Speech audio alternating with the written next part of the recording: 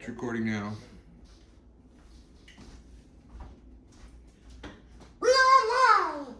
Yeah, at the new ass. I mean, we got a whole new thing going. We got new flowers in there. I got a new backpack. We got a new kind of like, you know what I gotta say, it's looking good. How's that? Oh, It's magic. But it's funny, it's just like grandma's boy. Though, okay, like, yeah. just flowers in the bong. What if I put it down here?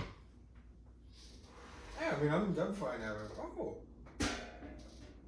And then you see just the flowers. So it's like it's growing out of the ground. And the flowers are still standing. So what's up? You said you recently decided to. I think I've done the sex change thing before. I was gonna go there and be like, I recently decided to change your penis into a penis. Your penis into. Well, no, I recently decided to have my penis converted into a larger penis. That's the I'm going from small dick guy to big dick guy. That's the sex change. You know what I'm doing? I'm doing the like, I'm getting like a small like hole in my like pelvic area.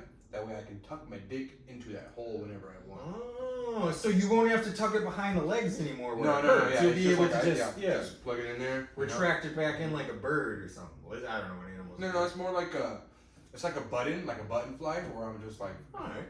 It's just yank lasso. Well, I got a funny one to start off today. Because at the store, so I'm just in an aisle and I just start hearing like, fuck you, fuck this, fuck the store, fuck all of you. And I'm like, oh, it's probably some guy who came in not wearing a mask and they asked him to and he's freaking out. So I go over to check it out. And the guy's wearing a mask when I turn around. He's also wearing a Bud Light t-shirt, I guess, to put it in there. Right. But so what happened as because then he's like, you gonna let him fucking do that? And like what happened, what the deli guy told me was, so someone cut him in line, and he flipped out. And like, I'll be honest, I don't know how I would react in any situation, but like, hearing like a 40-year-old adult man just yelling like, he cut me? No, but he's literally like, he cut me! He fucking cut me in line! Like, but hearing an adult man yell, he cut me, is very funny. Imagine if you turn a corner and there's an adult man freaking out, he's like, what the? He copied me! Swear to see, he copied me! Like, oh, he tattled on me! He told on me! This motherfucker is a tattletale. The guy in line was like, no, shh, quiet. No, you're tattling on me! Sorry, I was holding it too long. I might have gone. I don't even worry about that. But yeah, that was Actually, very I do funny. take your apology because I don't have a letter. Wait, no, it's in my pocket. Yeah, I take back my apology or your apology. You take back your derision of my apology. Yeah. So, but yeah, that was hilarious to watch. You know what's hilarious to watch? Clock humor. Right, that wasn't bad. For like an old like Borscht Belt comic joke, that wasn't too bad. Like, what's that thing from King of the? Because they you know that guy who does that joke like, you know, in Soviet Union, you don't go to. Yakov Smirnoff. Yeah. Because don't they mention him in the King? Or no, they don't mention him. King of the Hill. They do. They go to him. Oh yeah, because he wants to be like he sells him a joke. Well, does he? Yeah, Bobby sells Yakov. He wants to go to Branson. Yeah, he owns Yakov. Yeah.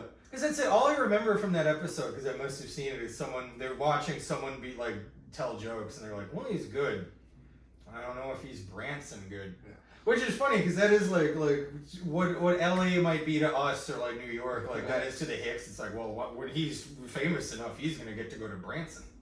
I get that those are the places that like are the pinnacle, right? Where you want to be, but I think it's like you have to get like calloused in the terrible shit, right? Or like if you want to be able to be a good comedian, you need to go to like fucking Tuscaloosa and like make like some fucking random two bikers. Yeah.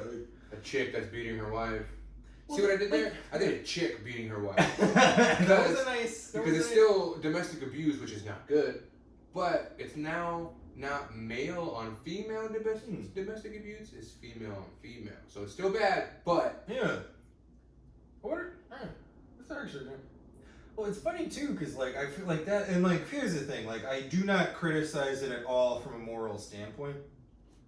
But like when you see like a lot of stand up in Seattle, it's like, yeah, gentrification. It's like if you did hypothetically make it big, like you're gonna go to like the middle of nowhere, and you know you're doing the chuckle fucks in Dakota, and you're gonna be like, you know, the people's nearest neighbor's like 2 miles away. Like, they don't know what gentrification is. Gentrification is a gentrified way to say colonization.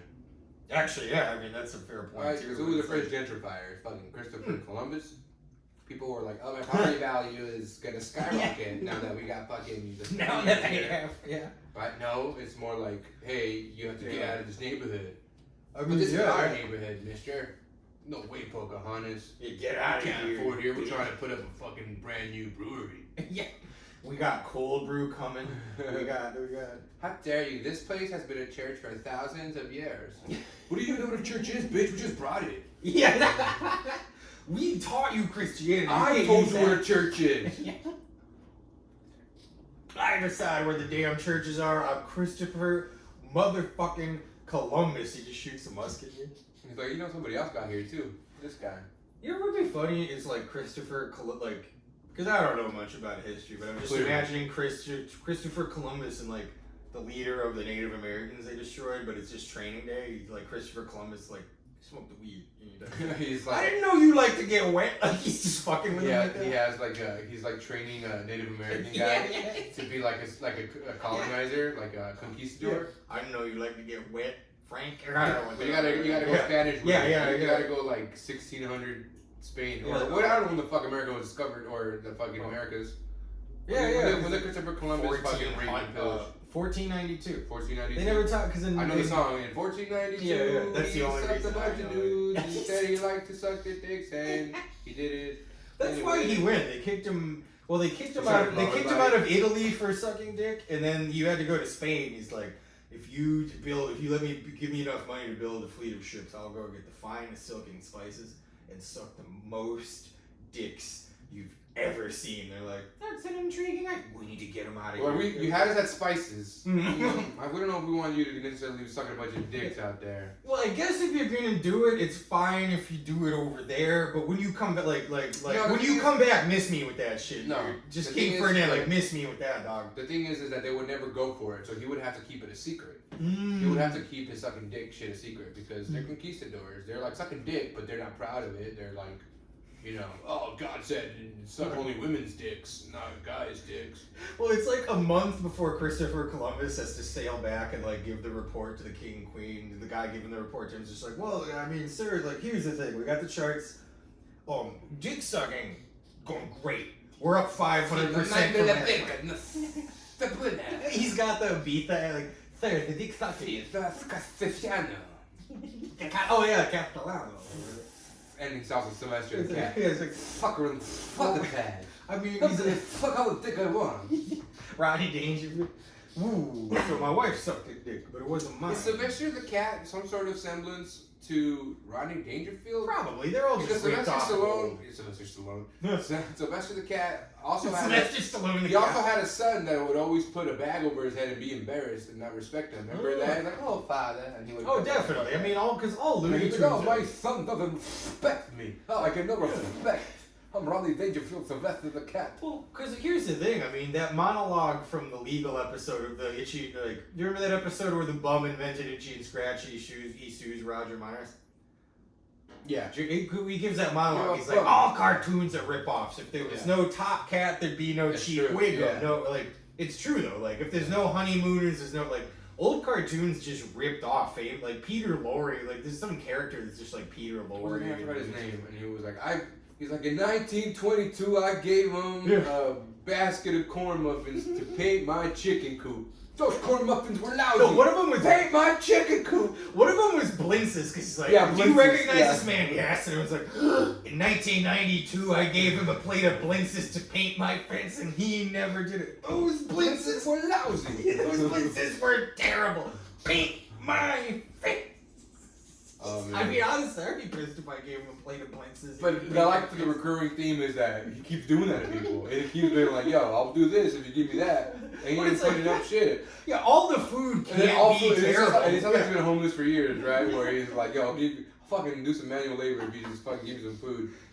And then he just didn't do it. And they're like, you goddamn bum. That's why you're a bum. You're a no good bum. Go back to Bumtown. That was the name of the thing, too, right? He was yeah. That's right. He's on the wrong, they go to the wrong side of the tracks at a parade. Oh, it's a parade for Itchy and Scratch. They go to Bumtown. Oh, no, the parade is not going into Bumtown. Yeah, and then everyone breaks away. They get in the car, just drive past, and Bart, he's like, hey, man, show a little respect. That's the creator of Itchy and Scratchy. He didn't create Itchy. I did. Yeah, that's right. Yeah, and then it goes like that. I mean, that's like 34% of the show right there. Yeah, we basically just I mean, yeah, you can piece together the rest of it. Although, honestly, I'm a simple man. All I want is a solid gold house and a rocket car. Is very funny. Yeah, he's like offering people, he's like, shine your shoes, son. Yeah, and he's like on the front lawn of his own house. Well, I remember as a kid, I didn't get that. Because, like, remember he's, like, offering that, and then the people, like, just look disgusted at him. And he's still, what's that word called? Yeah. What's that thing that's illegal? No...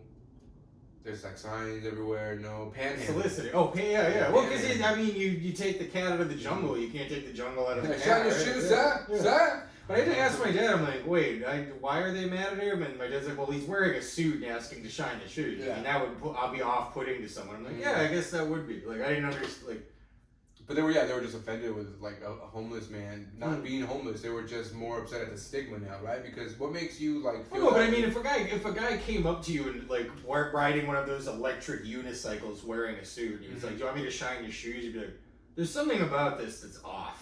Like, right, it would be like a Jehovah's Witness instead of giving you some sort of bad service that they're trying to do, like sell you on some stupid religion. My apologies.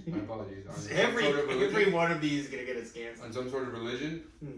What if they came to your house with like the same thing? Yeah, the exact. Yeah, because we used to get them in Holyoke all the time. Yeah, what are those fucking Sipowicz fucking type shirts? Oh yeah, the like collared short. Yeah, cut off. Yeah. The short sleeve with a tie. Yeah, the short sleeve collared tee. Yeah, like if they still did that, they went to your house. They went back to they still go to your house, but they're like, hey, sir, could I interest you in the teachings of the Nintendo Switch and like to play with me? And you're like, sure, I'll play some Nintendo Switch, and you just get down and you play them. Would you have the same stigma for Jehovah's Witnesses, right? Which is the same joke in The Simpsons. It's the like, this guy's still doing begging homeless shit, but he's got a fucking solid gold rocket car and a fucking house, mansion, right? And it's like, he's not homeless yet, he's still doing the things. Why are you disgusted with him still? Yeah, no, I mean, right? Like that.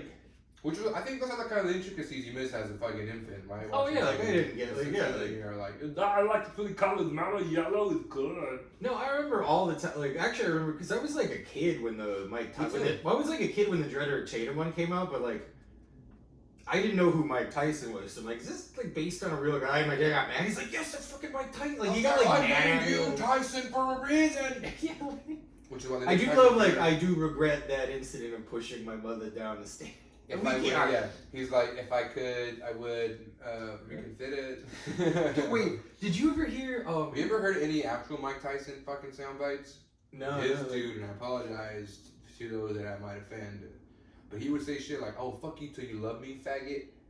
Like one time he told a lady reporter, he was like, "Are you talking out of turn?" And she was like, "No, I think we're all just kind of chiming in with questions." And he's like, "Because if you are," he's like, "I usually don't talk to females unless they, fornicate with me first." Damn. So unless you want to, that's insane. Right, and the thing is to me, like, that's fucked up. That's not Mike Tyson anymore. I think, like, I mean, he's changed. Now he regrets everything. Oh, of course, but he's so honest about it. He doesn't like say, "No, that wasn't me." Right? He's always like, "Yeah, I was a fucking real scumbag. He's fucking speak fucking strong guy. Alexander was taking over the world." I mean, he was. I mean, he was the youngest heavyweight champ of all time. I mean, he's like, fuck every...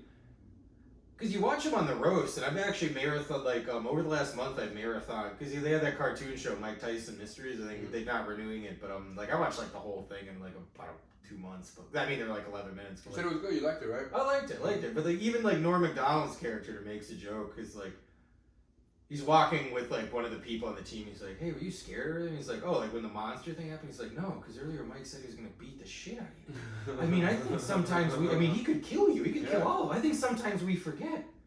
That's Mike fucking Tyson. Mike fucking Tyson. Yeah, I mean, yeah, because people are, like, doing the celebrity roast with him. Like, he could murder all of them before security would get them. Like, he could kill them. Dude, I think he changed so much that he became this, like, dad teddy bear type, like, fluffy, but yeah. Which, like, because my girlfriend is a little off-put by it. She's like, he's a convicted rapist. Now everyone's like, oh, he's become like a lovable oaf figure, and like at the same time, I wouldn't say he's an oaf, but I would say lovable. He's like the gangster grandpa who like. Well, I will say the show presents him as kind of an idiot, which I'm fascinated that he lets happen. Because which he might be, because he's a fucking boxer who got his fucking brain put in a blender for like 20 years. You know what I mean? Like one of the big jokes of the pilot, the first episode is and like I'm assuming they wrote it in because it's a thing that happened in real life. But like there's a Chupacabra attack, and like he cannot pronounce it. He's like, "There's a Chapa Chupa attack," but he mispronounces it differently every time. He's like, "No, I get to live my dream. Beating the shit out of the Chupanibre, the one thing I never beaten the shit out of before." And it's like, you know, they're like, he has a real hard time with that word. Like the other kid, like, hey man, he's been punched in the face for a long time, and he's continuing. But they kind of let the characters make fun of him. I assume it's a cartoon, right? It's I presume that's where that other moment I talked about comes from, where they remind you for a second, like, that is fucking Mike Tyson. Like, you could kill him. But, like, they really let him, like, rag on him a lot. Like, he becomes off like an idiot. Like, he forgets things constantly. TV, all that stuff is just TV. You know, none of that stuff is really me. It's just nothing that I really want. You know? I mean, there's a chance he also recorded the lines and just never watched it. That's not even me. It's the guy doing my voice this whole time. That would be funny if he just signed off on it, but they just got an imitator to do the voice. You ever done the toad? You ever licked the toad? Wait, no, is he? Oh man, you just give you an ego death, man. It's just dog, man. Dog, listen to me. I licked the toad once, 1978. I was with Tony the Tony Antonio. Now we called him Tony the Tony because now there's a lot you gotta understand. Listen to me. A lot of Italian guys nicknamed Tony, but this guy was you gotta go Raspier. It's got way Raspier. This guy was the dog. This guy was the most. This guy is obese. He is a fucking avid pot smoker. He's done lots of drugs his whole life. He's screamed at the top of his lungs for his whole life. Yeah. I feel like I get fucking voice is better. He sounds like MCA from the Beastie Boys. Dog. His fucking voice is fucking better than fucking dog. It's like his voice. He's like struggling with every like ounce of. Yeah, to the breath getting out of his lungs. Like, he's like, I feel like in the future he's gonna be one of those. That thing you sent me was where it's just like heavy breathing. Like, What did I send you? That little meme that was like the Joey Diaz starter pack. It's like heavy breathing. Oh yeah. Dog eating a monkey. Dog eat that fuck sucalaminco. Dog. So, but like everything's in his chest, right? It's in the like. Oh, everything gets swallowed up at the end. It's like, dog. He's never fucking me checks up here, dog. He's fucking down here all the fucking time, dog. Joe Rogan, let me fucking tell you, dog. Fuck. Dog. Anyways, but that's. We were at a weird white people restaurant. Now you gotta understand, they had a thing in the ceiling. Joe Rogan called a chandelier. No, I'm fucking it up. It's becoming. I think let's talk Joey Diaz here. This guy. I have a lot to say about. Have you seen his specials? No. He doesn't have too many. I haven't actually ever seen him do. He does have a video. A couple of. He does that thing. The Descendants. No, that's not it. The Deviants. The Despicables. Despicable sounds right. Something like that. It's like a series produced by somebody of a bunch of comedians doing stand-up, right? And he has an episode, and it's good. It's great stand-up, fucking hilarious. Joey Diaz kills it. Yeah. Fucking This Is What's Happening episodes are the fucking most hilarious ones I've ever seen. All his fucking stories he tells are hilarious, motherfucker, right? Like, I never laughed so hard. The stories are But those are it. Like, he doesn't have much else. Like, he doesn't have lots of stand-up. You can see him live. Yeah. That's the cool thing about Joey Diaz, is that if you want to see Joey Diaz do stand-up, you fucking gotta show up. Can't like I'm not gonna watch it on Amazon. And he does have a special on Amazon, I think too, which I don't think I've seen. And he had one taken down. He took it off. He hated it so much. Well, I mean, I will say like it's weird because like there's a like if I feel like if you're looking at it at the long term, not putting your shit up because like if you do a special on Netflix, or I just think he's such an anxious guy, an insecure guy that he's just like it's never good enough, dog. Alright, that could be. Dog, I fucking made you laugh so hard, dog. If you're not fucking peeing your pants every fucking second, dog, it's not good enough, dog. Right, which I understand, because this motherfucker is like legit the most funny dude ever. Yeah.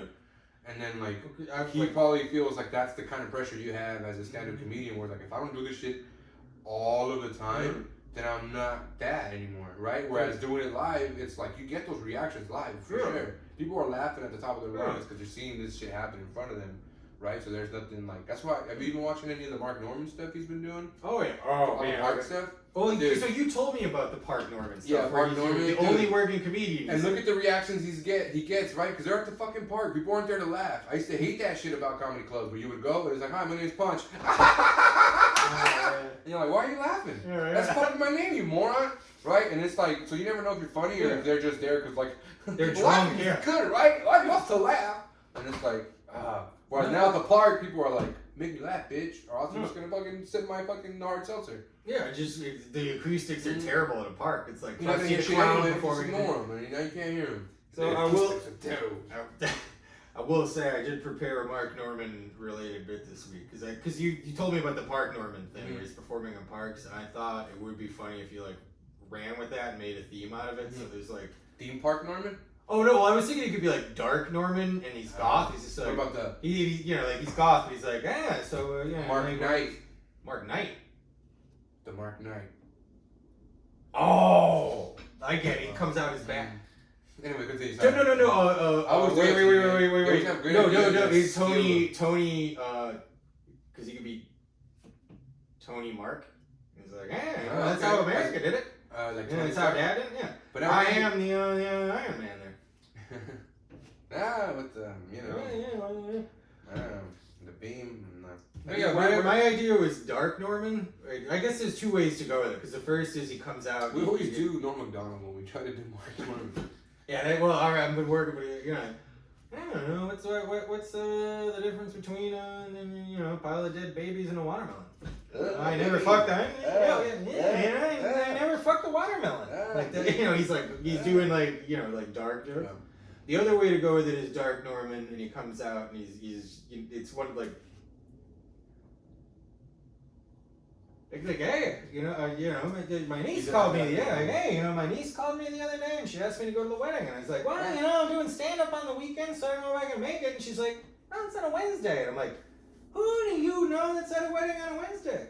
That's right. No, this is fixing to be the most ghetto ass shit of all time. I mean, and then we went, and it was. The bridesmaids came out, and it was like elephants on parade. Wait till you see these heifers. They all came out in yellow. It was like watching the opening scene of The Dark Knight. So the other Dark Norman is it's Mark Norman, but he's doing Steve Harvey's material. Oh, I mean, that got racist, kind of. Did it? Well, I mean, piece together the Dark Norman. No, I was just. I can't say that, right? I was trying to do Steve Harvey. Then notice that was probably Steve Harvey would react to Dark Norman. Look at these heifers, huh? I think that's a pretty good Steve Harvey. I think you're racist. No, I didn't even say it. It was just right, just like chop. But yeah, It's always just like you're too dumb. It was like, hey, what can I get for you to eat here at McDonald's? Am I not at McDonald's? You know I want the cheeseburger. I want a hamburger at McDonald's. See, I mean, legitimately a hilarious man, though. Oh, he's one of the most hilarious men who's touched my life. Do you ever hear his bit about like the Iraq War? Because he's just like, oh, you can't send me over. I'll do it as Mark Norman. Like, hey, you can't send me over. The whole point was that Steve Harvey. The whole point was that Steve Harvey. Well, it's Mark. Well, the Dark Norman is Mark Norman saying Steve Harvey's material. So this could be another Dark Norman. Hey, you can't send me over to Afghanistan because I get too nervous. Someone touch me on the shoulder. I think I have heard that bit. Yeah. Oh no, Steve done shot the baby. Like, that is I thought I could do a better Mark Norman. That is a shitty ass Mark Norman. I gotta work on it. That's what it says here in the car. I didn't write this. That's what. Dude, it's in the car. Look, he has a bit about like white people getting fired versus black people getting fired, which is hilarious. Oh yeah, he does the I've heard that bit. Let me go. I can't do Steve Harvey bit without getting racist now. It's impossible. It's like singing along to a rap song. No, I just think you got it in my head because you're the Redskins. No, you're right though. You know, let's leave the black impression. Dude, a friend of mine I saw earlier on Facebook got I think a Kansas City Chief. So it's an arrow going like it's a tattoo of an arrow with the Kansas City Chiefs logo on it. He's from Massachusetts. His family's from Cleveland. What about the Kansas City Chiefs logo? Oh, I forgot a tattoo with the Kansas City Chiefs logo on it. Yeah, looks like, you know. But I mean, he has no. He's from his family's from Cleveland. He grew up in Massachusetts. I guess. I don't know why. Like I hate when people appropriate initials, right? Especially if you're not a fan of that team, where it's a lot of games do it with hats. And it's like, you know, for example, I don't want to be a specific gang here. But like NYG, New York Giants, but it's a gang's hat or something? No, what about, I'll just do Pittsburgh. I think Pittsburgh, no, the Phillies hat in LA, that's for Pyro hat. That's for Pyro Blood, right? And they have the P. Yeah. So now this P is actually for Philadelphia, a different sound than the P for Pyro, which I guess is technically can be used interchangeably.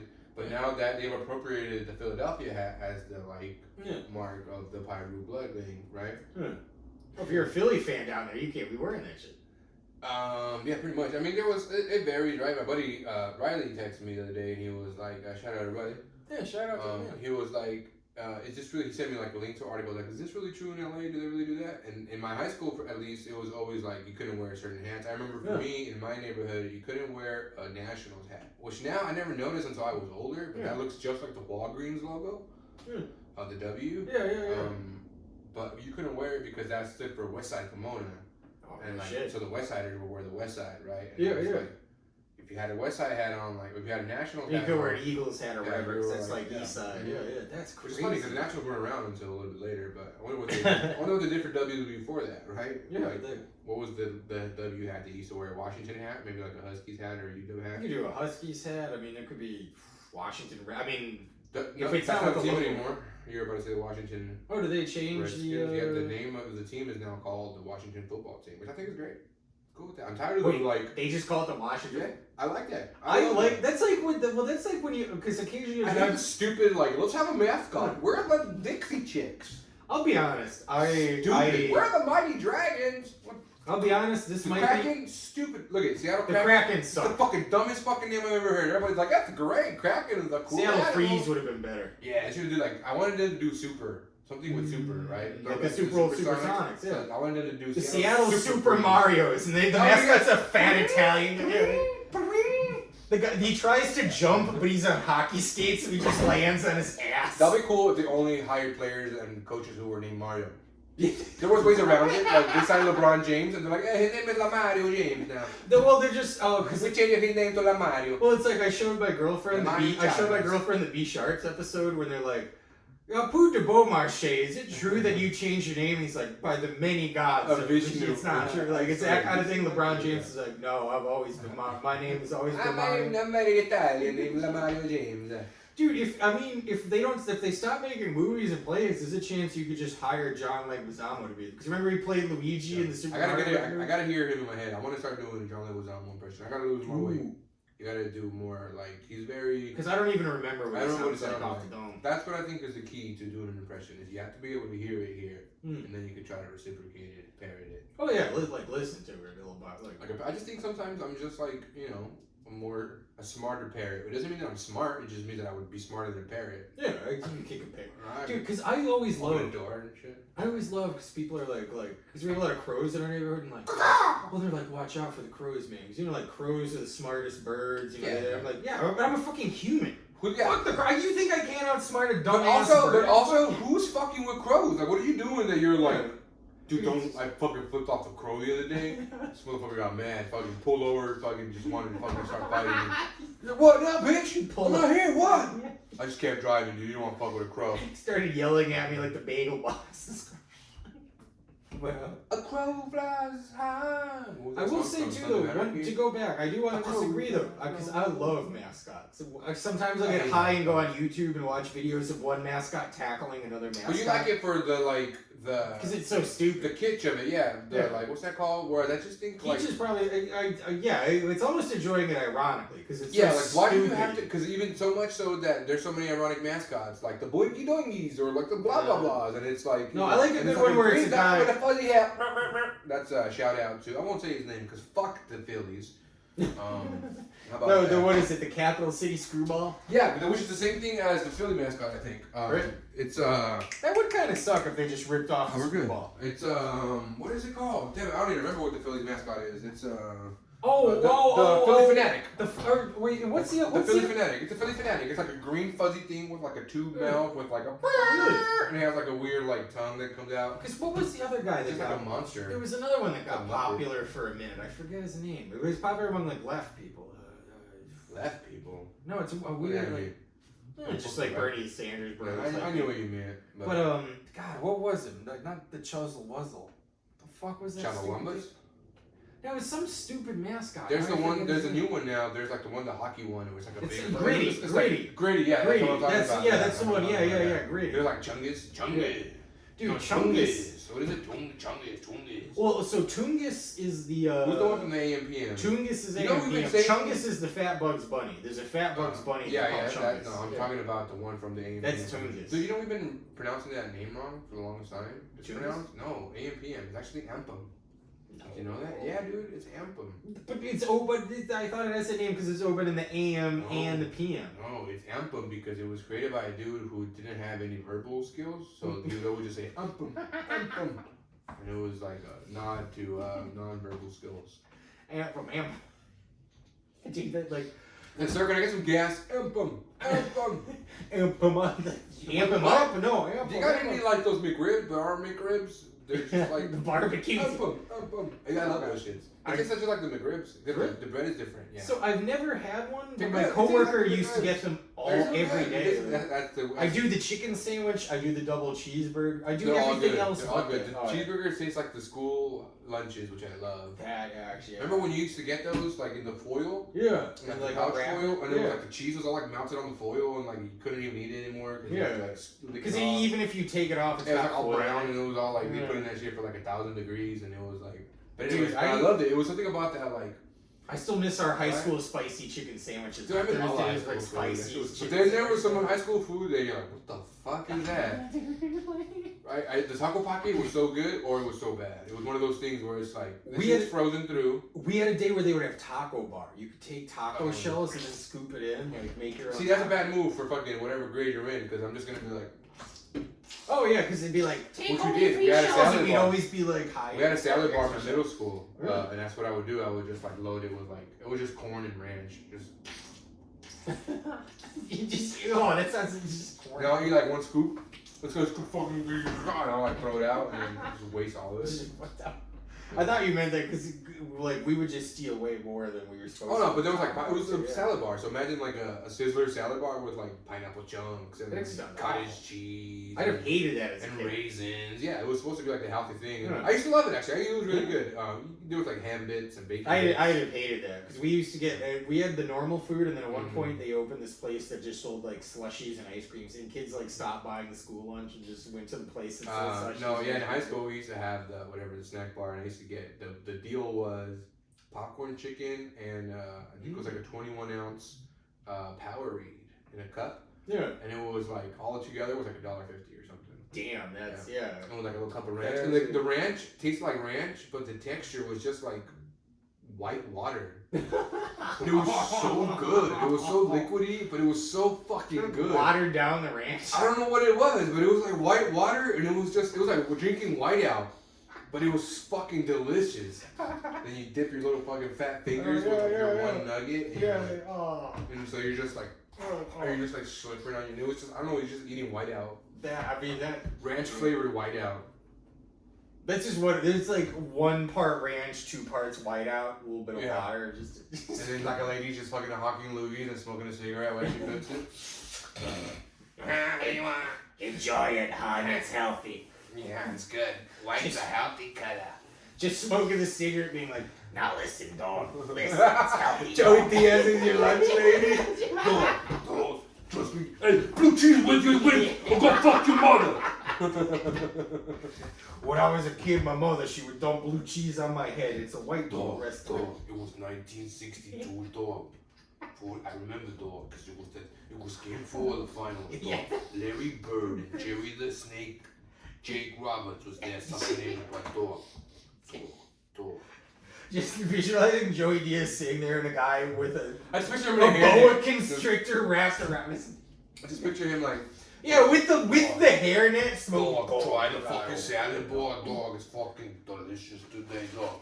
Dog, when I was a kid, ranch dressing was the thing you would dip stuff in. And I mean, it's not like today, dog. You put that shit on the fucking monkey, dog. Yeah. Chocolate with the ranch, dog. You know, dog. Listen. Oh, hey, shout out Joey Coco Diaz, man. Yeah, man. We do. Legend. We kid because we love. I mean, we're never gonna beat him, dude. He's never gonna know anything about us. I feel like that's one thing where it's like sometimes No, I'm man, like, I shouldn't I say that. Why? Who's gonna cancel me, my mom? Yeah, You know? Take the grocery She's store. gonna be like, fire. I'm not gonna watch your show. I'm like, Mom, and how else we gonna get that one like, Mom? I will say though, like, Doo-doo-doo. Doo-doo-doo. it's all good. Off the cord. I will say though, because I've been trying to do more like writing, like for like Yeah, literacy is good. Yeah. You know? Well, but I like so it wouldn't be serious. It would be a joke. But I'm considering like writing a fake pilot for a Joey Diaz sitcom. Oh, that's a good idea. What would it be about? That's what I'm thinking. Well, because like, He'd have to be some sort of mechanic. well, because I gotta watch more of his shit to think. That's why I've been getting more into it. Because like all I've come up with is the opening scene. I don't want to which, see him doing stand up. I don't want it to be. Oh no! It wouldn't be about him doing stand up. Like the opening scene I came up with, because it's kind of making fun. I mean, it is making like, well, it's him not understanding what jogging is. So he'd be like driving in an SUV and he like sees his friend jogging and he pulls up and he's like, "Hey, you need a ride, dog?" He's like, "No, like I'm jogging." He's like, "Yeah, I know. Do you need a ride?" Like it would just be him not understanding that you would jog for exercise. Sir, I'm doing this for exercise. Yeah, he doesn't get it. do jujitsu, dog. But also, like, so he rolls down the window of his SUV, but he's just eating spaghetti out of a to-go container from his lap, and he's like, finally, after the dialogue, he's like, "Sukara, Mickey," he just speeds off in the thing. Dog. And then they cuts to the theme song, which is just the Sopranos theme song. This is Lucky Devil Farms. Alright. Tropicana cookies. That sounds like a According to good this, sativa slow burn. slow burn. I mean, I like that. They do burn pretty quick sometimes. These are good. Lucky Devil pre-rolls are good because they always put a nug of the same weed in the pre-roll on the side of the. Ah, it's kind of an interesting move. But, like, suppose you don't. Huh. You get those in happy hour at the dispensary by my house, Yeah. and they're like $7 Oh, shit. for a fucking. It's not a gram. It's Speaking- like a quarter of a gram, maybe a half a gram at the most, but. Because we haven't And talked. then the gram of a pre-roll. Well, because we haven't talked about this on the pod, but speaking of $7, Oh yeah, man, that fucking we went to a convenience store earlier. $7 for a fucking 2 liter of Diet Dr Pepper. There's a sugar tax in Seattle, let's Yeah. you know what I mean? There's But like there's, no but sugar. this is Diet Dr Pepper for, and he was like, So even with the sugar This tax, is big. like This is $4 big. would be. We I'm saw not that gonna at the get it. store. It's fucking $2.50. no, when this it's not is on not sale. 1 liter, half a liter, 1.8 liters. No, this is 2 liters. Dude, when you try to explain that it's cheaper than buying a oh man. Yeah, he's trying to explain to me that I get it. Your 6-packs are $100 each. I don't know what it was. That doesn't make me feel better. How much You're is a just jacking 6-pack? up your prices? Yeah, you're like, how much is a 6-pack? It's like, how many kids do you have? It's like, oh, this isn't like. 7? $3,000. Damn, that shit was like. Ooh, tastes good at least. But when he got indignant that you got indignant that he was trying to charge you $7, He did that thing, the like, you're being ridiculous, right? He was doing the like, you're being unreasonable here. You're being a Karen for being mad at for being $7. mad that this is too expensive. And I was like, I'm always very like aware of like, of course, go ahead, sir. And especially the old people, I'm always very like, I don't want to disrespect old people, you know. I'm always like, of course, I understand that this is $7 and it's cheaper than your 6-pack, which is $3,000. I get that. A down payment and a house. But I if realized you want a 12-pack of Dr. Pepper. I realized I'm paying $7 for a 2-liter of Diet Dr. Pepper. It just, to me, I'm sorry, but it's just No, I too mean, that's expensive. insane. I mean, you'd It be... seems like a waste of my hard-earned money. If you'd spent $7 on that, I might have lost some respect for you. Like, I mean, did you like if you You wouldn't have blinked an eye. Let's be no, real. you wouldn't have batted an eye. If I would have paid $7 for that, you would have been like, all right, cool, whatever. Let's go back. You know, in the store, but when the second we got outside of it, like, I would have really... I don't think so. I don't think you would say anything. I think you wouldn't had I not brought up how expensive that was, I think you would have not even known the price. It would have just been $9. Here, $9. And you would have been like, whatever, hey man, are you ready to do this? Well, there's some truth to that, and I wasn't listening until you said something about That's it. why I was like, $7! Well, yeah, but... You ever watch that movie Baby Boy with Tyrese? Oh No. man, there's a part where he's selling dresses out the back of a stolen truck to this like a born male identifying female, and it was like, and he was like, yeah, $25 for this dress, or what, $40, and he the person was like, $40. I looked in the scratch. All right, girl. $40? Better be good for $40. That's kind of like how I felt today. I was like, $7? Well, it's like the Barney Gumble thing. Yeah. Yeah. This better be the best bit. You got lucky. I used to be able to do it. I'm not gonna fucking tease it out in the pie. I used to be able to do a Barney. No, he does not like. It's kind of a long way to. You got. It's a little bit more like. That stuff gives you brain damage. That's all I can think of. Because I forget. I had one phrase I would use to get into it. The Lord Palmerston. Oh damn! Hi, Mom. Woody's big baby. We've all contemplated the Barney guarding job many times before. Look forward to working with him. He's like, oh God, dear God, no! No. I like how Barney had to like fucking have a job just to keep him away from the alcohol. I like how they made him. What do they do sober. with him now? They made him sober. I don't know. The last I started watching, Because they made him sober in like season 11, but they're in like season 32. And the thing is, I honest to God, will watch some modern ones, because I'll go to like the pool room and fucking shoot pool and fire up like. Really? What a loser. Yeah, I'll just put one on in the background like I do to. Actually, the last one had your boy in it, fucking Michael. We're gonna be better. God, what's his name? You know, Michael Clark Duncan. No, you know, like what up, boy? You know the 5 pillars of hip hop. Michael, the white guy. Oh no, I thought you were doing Flavor Flav. No, Michael Rappaport. Michael Rappaport. Yeah, he was in the last one. What the fuck is that thing? He's an intern at the. Oh, what the fuck? See, Shout that's out my to point. that That's my video. point now. The Simpsons is getting Michael Rappaport as a special guest. What happened to the days of fucking Michael Jackson not even getting a credit? That's true. Also, it is funny that like. And now they're like, featuring this week only, Michael Rappaport on The Simpsons. It's like Sweeps Week, and they're getting Michael Rappaport.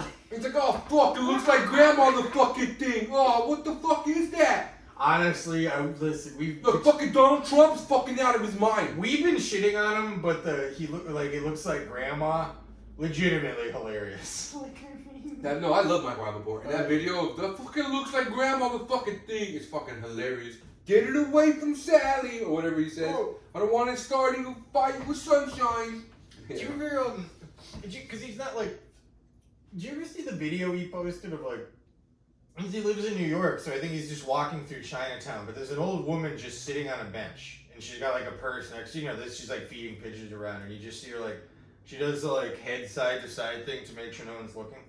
And she just snatches up one of the pigeons, puts it in her purse, and I think I have seen that video is hilarious. He's like, damn, like, you gonna fucking eat that thing, lad? What the fuck? Oh, what the fuck is that thing? Hey, look, I was fucking born in New York, but this shit is fucking crazy. I love sports. That went a little Tyson at the end. Hey, I don't give a fuck. I'm just gonna. But I will say, Have like, you ever licked the toad? Oh my god, the toad. Because I thought that was fake. That's like a Family Guy joke, like licking toads. No, they got fucking dimethyltryptamine.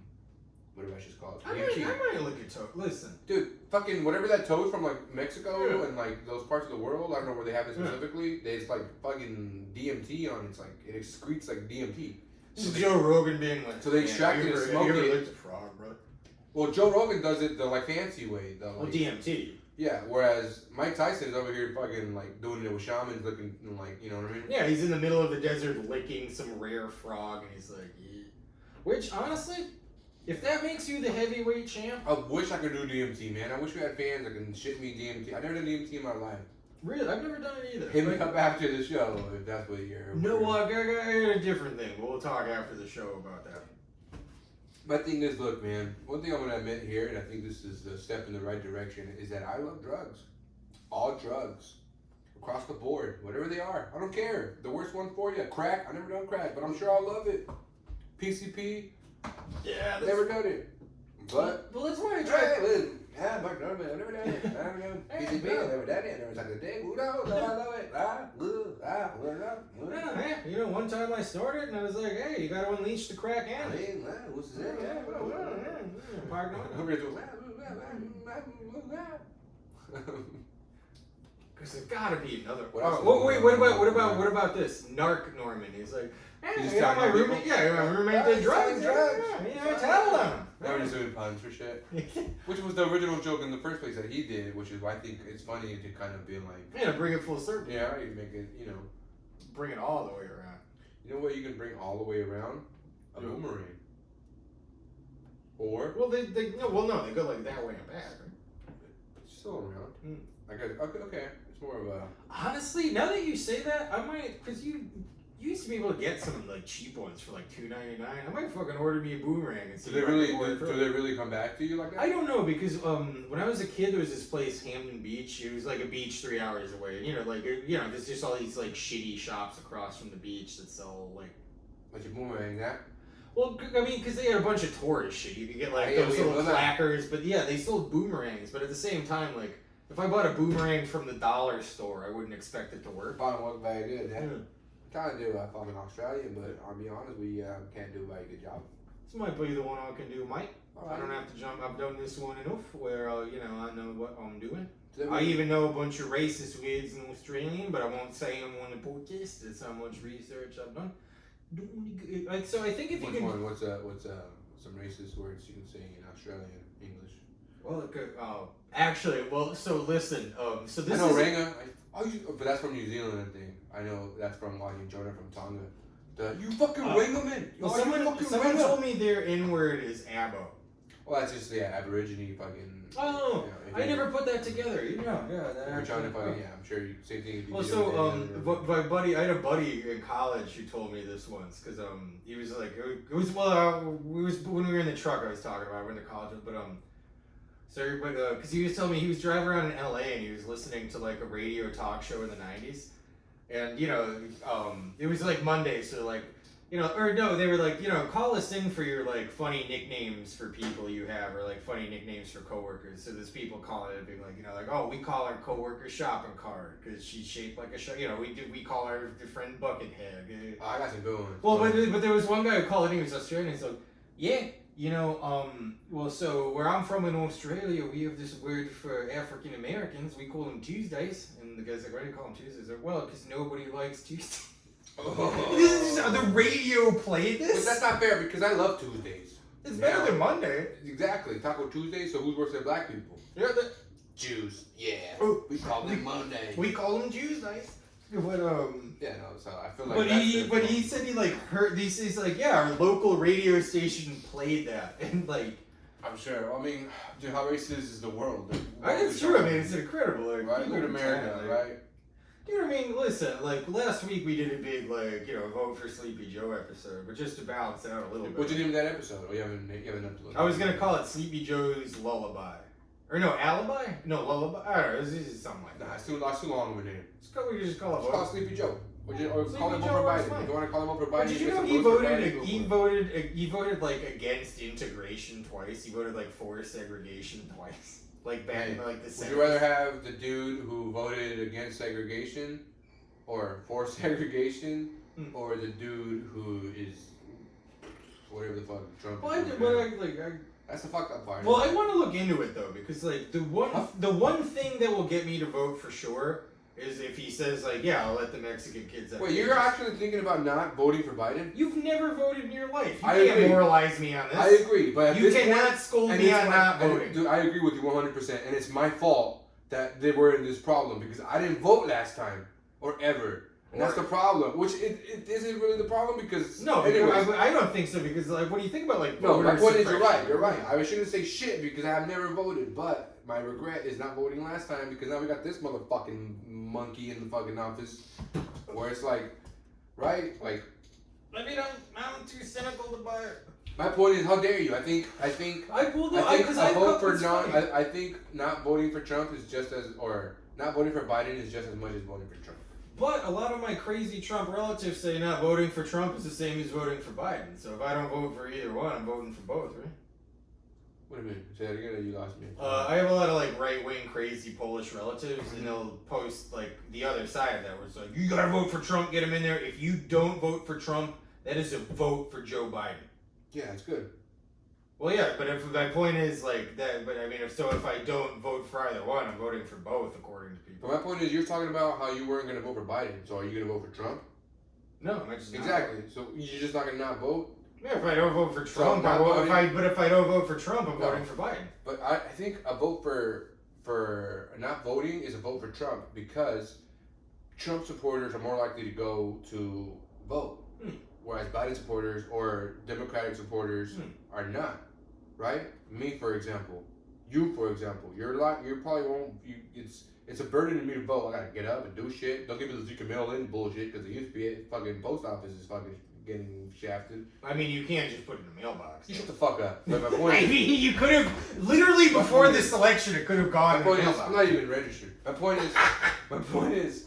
Well, but it's funny that we've gone the opposite directions because I used to be the like vote, do whatever, like we gotta go to and like. I just think you were more apolitical and we've like. I just think if I don't vote and you don't vote, that means that one Trump old lady racist voted, Karen, Polish relatives, whatever voted, and then Trump wins again. Is that what you want? Do you want Trump to win again? No, but I guess I think. No. Yeah, well, because all right, how about this? Yeah. We live right now in a time where stress, the government is giving me anxiety. Like physical anxiety and stress. I'm exhausted. I'm like inconvenienced. I'm like, right? Because the government is like fucking shit up left and right? So I feel like never in my life have I felt like the government has been a burden on me as much as it is now. Where it's like, why the fuck is the government like imposing on me now? They're the ones who were like, don't tread on me, and now these fuckers are like, right? Well, I mean, when so you but the like the restrictions. Fucking go for Biden, bitch. How about we go together? How about that? If you how about me and you do a podcast? What do you mean go? Wait. What do you mean go? Does that we mail it in? I gotta. No, I think you gotta take us to like a polling center now because the way the postal office is, they lost a lot of those like sorting machines. Yeah. So a lot of that shit is not gonna get counted. I don't know what the fuck is going on, but apparently there you have less sorting machines, which means that you're not gonna be able to send your mail-in ballot in the mail because they're just gonna wipe their ass with it because they don't have these sorting machines that are apparently essential to the success of the U.S. Postal Office. Well, to jump back to the point though, when you said, and I'm like, get back to fucking sorting machines. Well, when you said the government like feels like it's overwhelming you though, you're talking about like COVID, like where in the like But a lot of that's like most of those policies are like decided by like the state government, which is run by Jay Inslee, a Democrat. My point is, if you have a state like where I know he's responding to a disaster. It's not Washington. All this is contributing to the entire country, right? California is doing as best as they can. Washington is doing as best as they can. Florida's just saying. That's exactly. So my point is, those Florida people are still going to Washington, they're still going to California, and they're still doing this and spreading things and like blah, blah, blah, blah, blah, blah, blah, because some asshole is like, I'm not saying we beat it. No, I mean, but all those like Florida's Ron DeSantis, like a Republican governor. Like a lot of this shit is decided on the state level. Even if you got Trump out of there, like the Constitution is like states' rights over federal rights. So like Republican governors could still do insane, weird shit, even if this is Democratic president. And they are. Oh, and they are. And they are. I mean, they're especially running rampant. My point is, what's Florida's letting like WWF events go. All of these things are happening. Did Georgia reopen? Did you even watch his WWF? Georgia reopened up their schools. Did they? Yes. Remember that kid that got suspended because he leaked a photo of the fucking kids in the hall just jammed like sardines? No, I didn't see that. And he got suspended because he like, right? He ran, yeah. Because they're like, don't fucking tell I us. don't want to hear the like, he's a rat. Fuck that shit. I think we gotta end snitch stigma, baby. How about that? Because there's some bullshit going on in the world that people gotta know about, bro. You know what I mean?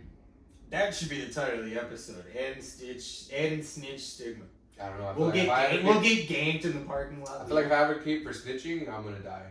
So maybe I shouldn't do that. Oh, definitely not. But speaking of snitches, what's the rainbow hair fuck? Not Sean O'Malley, who just lost.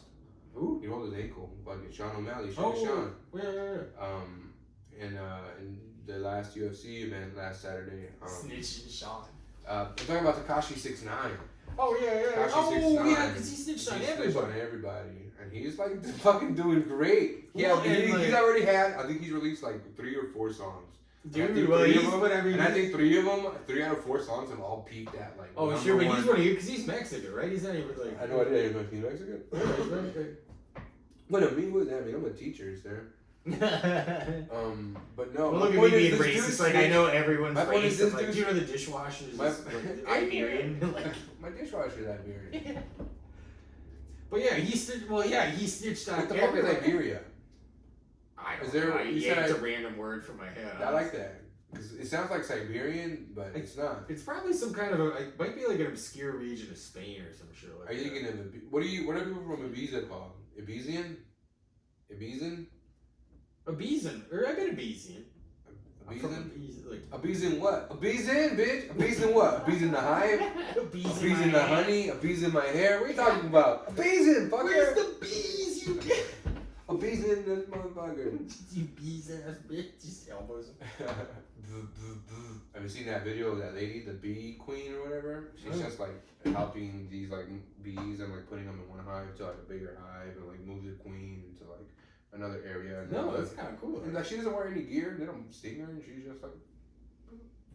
That's insane. She's like, you want some honey? I mean, I'd always be worried, man. I mean, Siegfried and Roy got away with it for like 11 years until they did it. That's what you're saying with the bee lady until she doesn't, right? Yeah, like that. Same thing with all those like Joe Exotic motherfuckers. You see the fucking. Yeah, the guy that until his arm got fucking bitten off. She reminds me of Snoop from The Wire.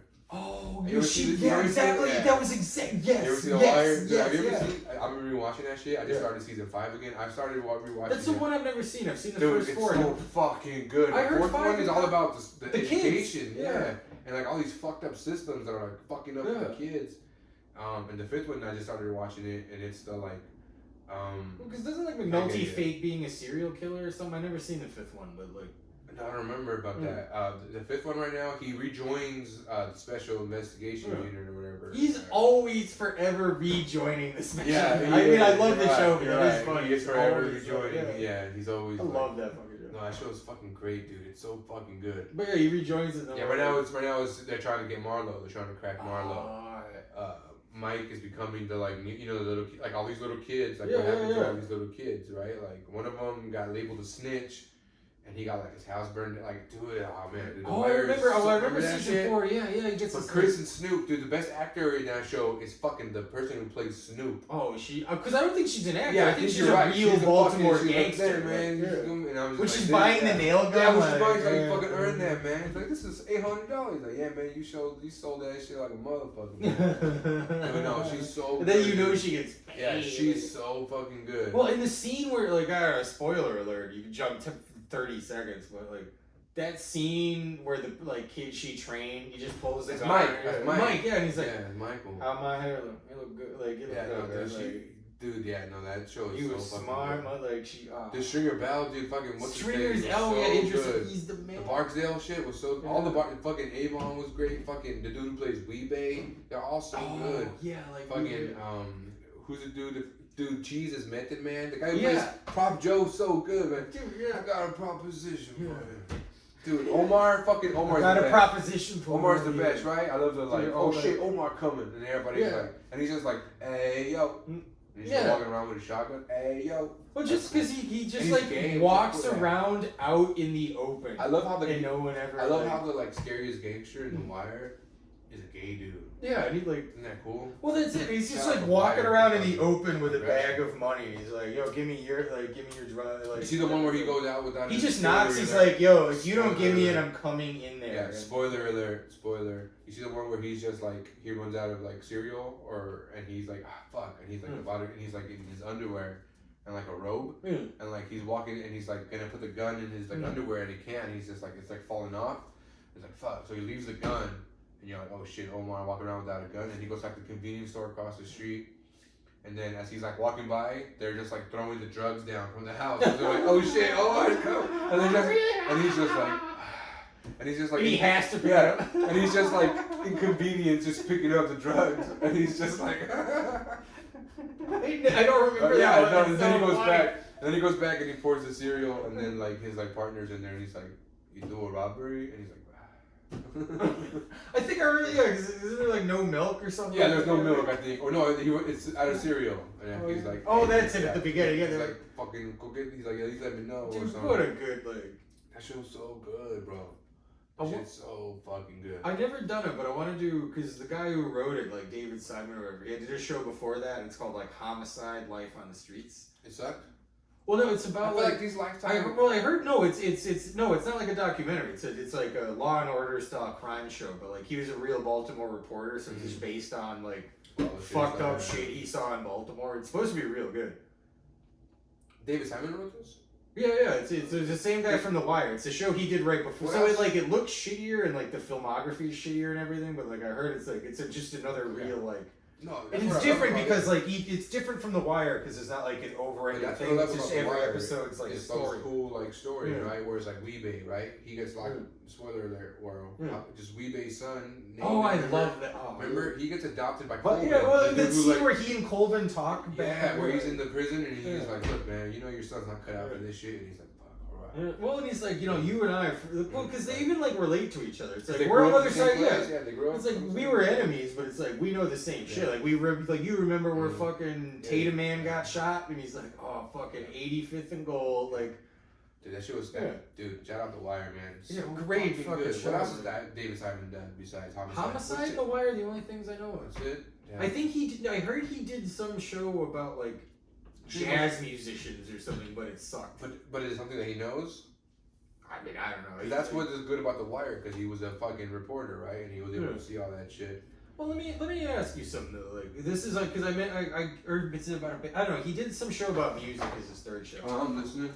But like, say Yeah. hypothetically, like Jeff Goldblum. Hypothetically.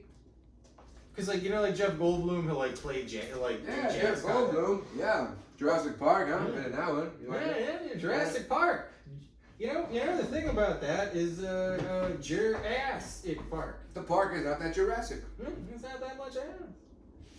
But like, if you're like a white guy who plays jazz and everything, I am. would you say that's much different from being like an Eminem guy who's like, or like a Michael, or like yo, what up, homie? This is the five. Like, my point is are old white people who play jazz the same as wiggers? I get what you're saying. There's definitely some appropriation going on, right? Yeah, that's Like, kind of what I'm. no, getting I at. think jazz is about the Judging music, and if it happens to be a white About the guy, notes or a you black don't guy, play. That's true, because I sure, shouldn't yeah. actually, because I can't. Right, like there's those things where it's like, dude, this, it's not about the person, it's about the thing that they're making, right? Where I'm like, who made this? It's fucking blind Chinese guy. I love this shit. Well, it's funny because I just this just popped in my head, but I realized like because I cannot condone my own statement because then I'd be like condemning Lisa Simpson. I mean, what better It's about jazz? the- What better white jazz musician than Lisa Simpson? It's about the like Mm. notes you don't play. I could stay at home for that. Just that one episode where Marge makes him clean and she looks outside and like Bill Clinton's playing with her leg and she's like, yeah, I want to be. Make me. Yeah, He's like, hey, Bill, get off my street or something. Yeah. Make me. yeah, good. He's like, Bill, should you get back to work or something? Which honestly, like, I know it's All right. Yeah. Sidetrack. We might get shot tomorrow. Just for the record, I'm not suicidal. Never have been. Never will be. Oh, if Kill we're getting on myself, Clinton Epstein shit, I'm on it. bro, this dude's banging little girls in Epstein Island, right? Yep. Yeah, Yeah, 1000%. Right. And Yep. now what? But now he's like some dude just jerking off in his like nice home in like Montana or Well, wherever. but I mean, that's part of the thing. Hillary's doing crack. What do you think Hillary's doing right now? She's fucking. Is she still working? No, they're both. Well, Yeah, they're she's both. doing crack. She's doing crack. Crack. They're doing the same thing. They're doing the same things the Obamas are doing, which is like produce it, because like Amazon just dropped a like Hillary Clinton documentary. She's like, "Ooh, Bill! Yeah. How many times you fucked out little kids?" But also like, dude, listen. This is fucked up. I gotta look into it. Like unconfirmed. All of this is alleged. I heard Chris Tucker was on actually. No, I didn't know my boy Chris Tucker. How dare you? Can't be friend of the podcast, Chris Tucker. He was our. Remember when he was our guest? Not my boy Chris Tucker. Mm-hmm. I remember. He was our guest, but he sounded different because it was. I think if you do a Chris Tucker impression, it will always sound racist. I was just about to get into it, and I was just about to. Well, because we never actually did it. I'm just banking on the two audience members not remembering. Alright, how about you do Chris Tucker, and I'll do Jack. No, I'll do Chris Tucker. You do Jackie Chan. Rush Hour 2. The scene where they're in the spa, the Chinese spa, Yeah. and they're like trying to relax. All right. And then he sees all the Ricky Tan. I go this way, you go that way. All right. So I'm into that. You ever heard of the? I'm into that. If immediately after that we reenact the scene from Rush Hour 1. You're Jackie Chan. I'm Chris Tucker still. And we reenact the bar fight scene. I remember that one. I remember the one. That's the one where Jackie Chan gets in like a 5-minute fight because like he doesn't. bad for you. Well, he doesn't understand American culture, so the bartender's like, "What do you want to drink?" I see. Yes, I see my. Yeah, you see. This is the difference, right? When you try to argue about like, and you try to say this is not racist, and I'm just trying to make the accent work, but then the next example is the N-word one, then it takes away from everything that I did, which goes to show you that you should have had the like nerve not to do it in the first place, because then you get the worst intentions of people. Right? Then you get the like, right? And it's like, right? Like you don't make that, you make that line clear for everybody, because sometimes people need to see that line. Make sense? And I think ironically stepping over. You get what I'm saying? And I know you're the fart guy, and you're the fucking ass guy, and the penis guy, and you're the maybe sometimes we'll say the F word. God, or the R word, how about that? But my point is... no, I don't think I've ever said the F word. You were literally sodomizing me earlier and calling me the R word the entire time. The entire time you were behind me. So I clapping my cheeks. I don't know. You were like, R word, R word, R word, R word, R word. So A, yes, that happened. B, I don't know if I could have said the R word on the podcast, but I've definitely never said the F word. I love how like... I went from trying, and I apologize. Yeah, also, you just accused me of being over the line. I was just going to try to say, look, man, have you ever heard the Pablo, Francisco impression of Jackie Chan? Man, what? I don't want to fight. No, I don't want to fight. And it's like, whoosh, whoosh, whoosh, whoosh, whoosh, whoosh, whoosh. I don't want to fight. No. Yeah, that's true. Obviously, that guy loves to fight. No, I don't want to fight. Anyways. Did you ever, no, I guess I shouldn't do that because I shouldn't just tell another comedian story on a podcast. That's kind of no, because first of all, you're probably this doing is terribly. stealing. You're gonna do it terribly. That's the first thing. One thing if you did it, and I was like, that was funny, and then for somebody else, it's still funny. But let's be real here. It's probably gonna be terrible. No, I'm the funniest man in the world. Dark Norman? I mean, that was I knocked that out of the park. You did. But it was a foul ball, and the park was actually your own backyard, which is the alleyway of a Jack in the Box and Aurora.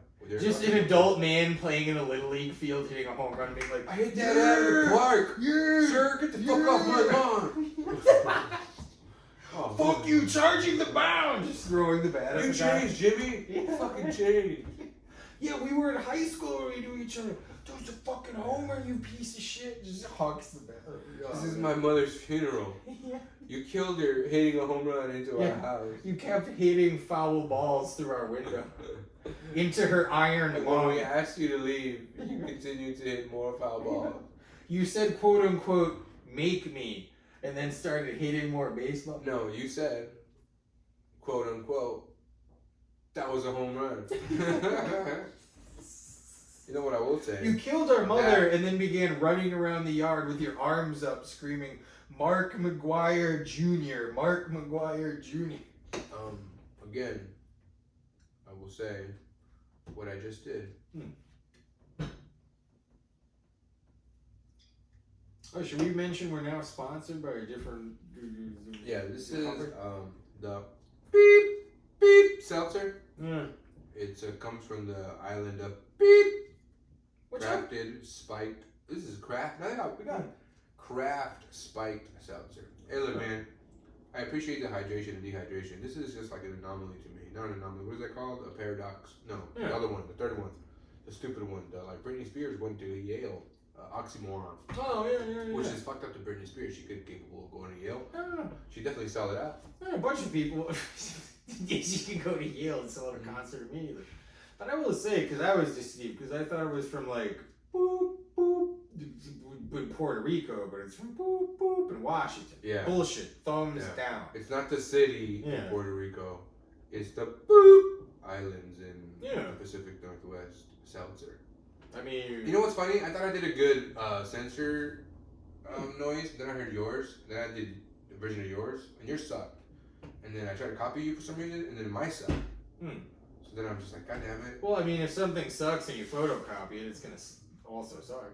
I just can't remember what the way I did my last noise was. I can't do it now, and I'm too like shy to do it now and insecure. Now you're so too insecure. Yeah, my point is you sucked so bad. I suck so bad. You're dunking, and I'm just grabbing you, and your pants fall down like while you're dunking. Stooping to your level. That's why they say iron sharpens iron. You, my friend, are a flaccid boiled noodle. Which I would argue. I mean, that could sharpen iron. And I am. Look, now that I'm iron, Speaking of flaccid noodle, our new penis spill company sponsors. Steel peel. The right eel for this steel. It'll make your eel hard as steel. Beep! Grab that foreskin, give it a peel. There you go. There you go. So, condiments. Talk to me about your favorite condiment. I'm a mayo boy all the way. Mayo boy? I like some mayonnaise on a sandwich. That's your favorite condiment? Yeah, I'll venture to say it. Alright. What about you?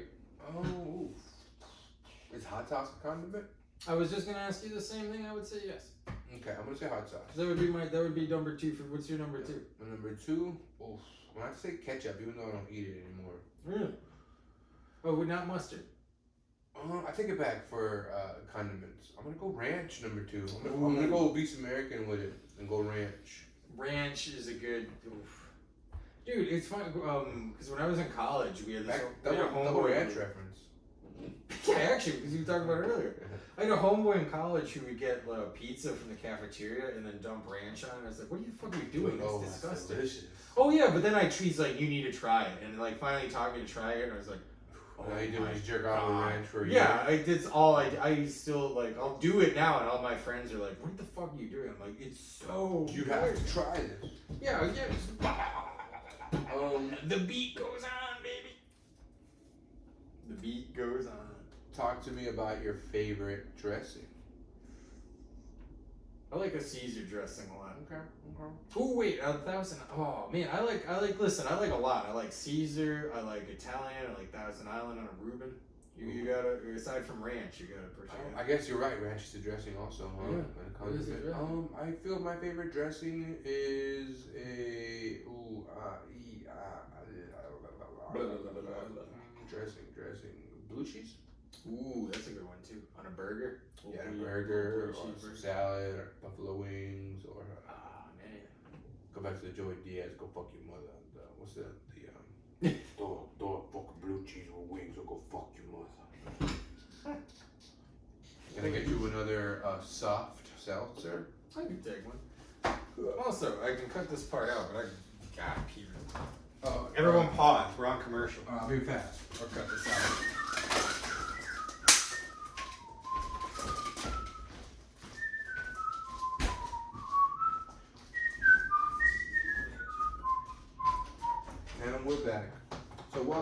to the new podcast that we just created here right now, where one man, that would be me, sits down for the entirety of a show and drinks a lot of hard seltzers, spiked seltzers. Sorry, excuse me. Sometimes it's difficult for me to speak coherently.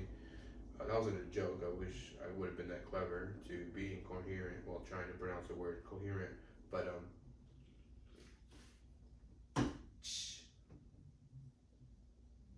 no. Anyways, thank you for being a part of our rendition of the Star Spangled Banner here today. If you would like to continue to hear such beautiful melodies, please donate to the Seattle City Symphony so that we can continue to broadcast these wonderful shows for viewers like you. If at any point you feel the need to donate, the number here is 666-6666-6666.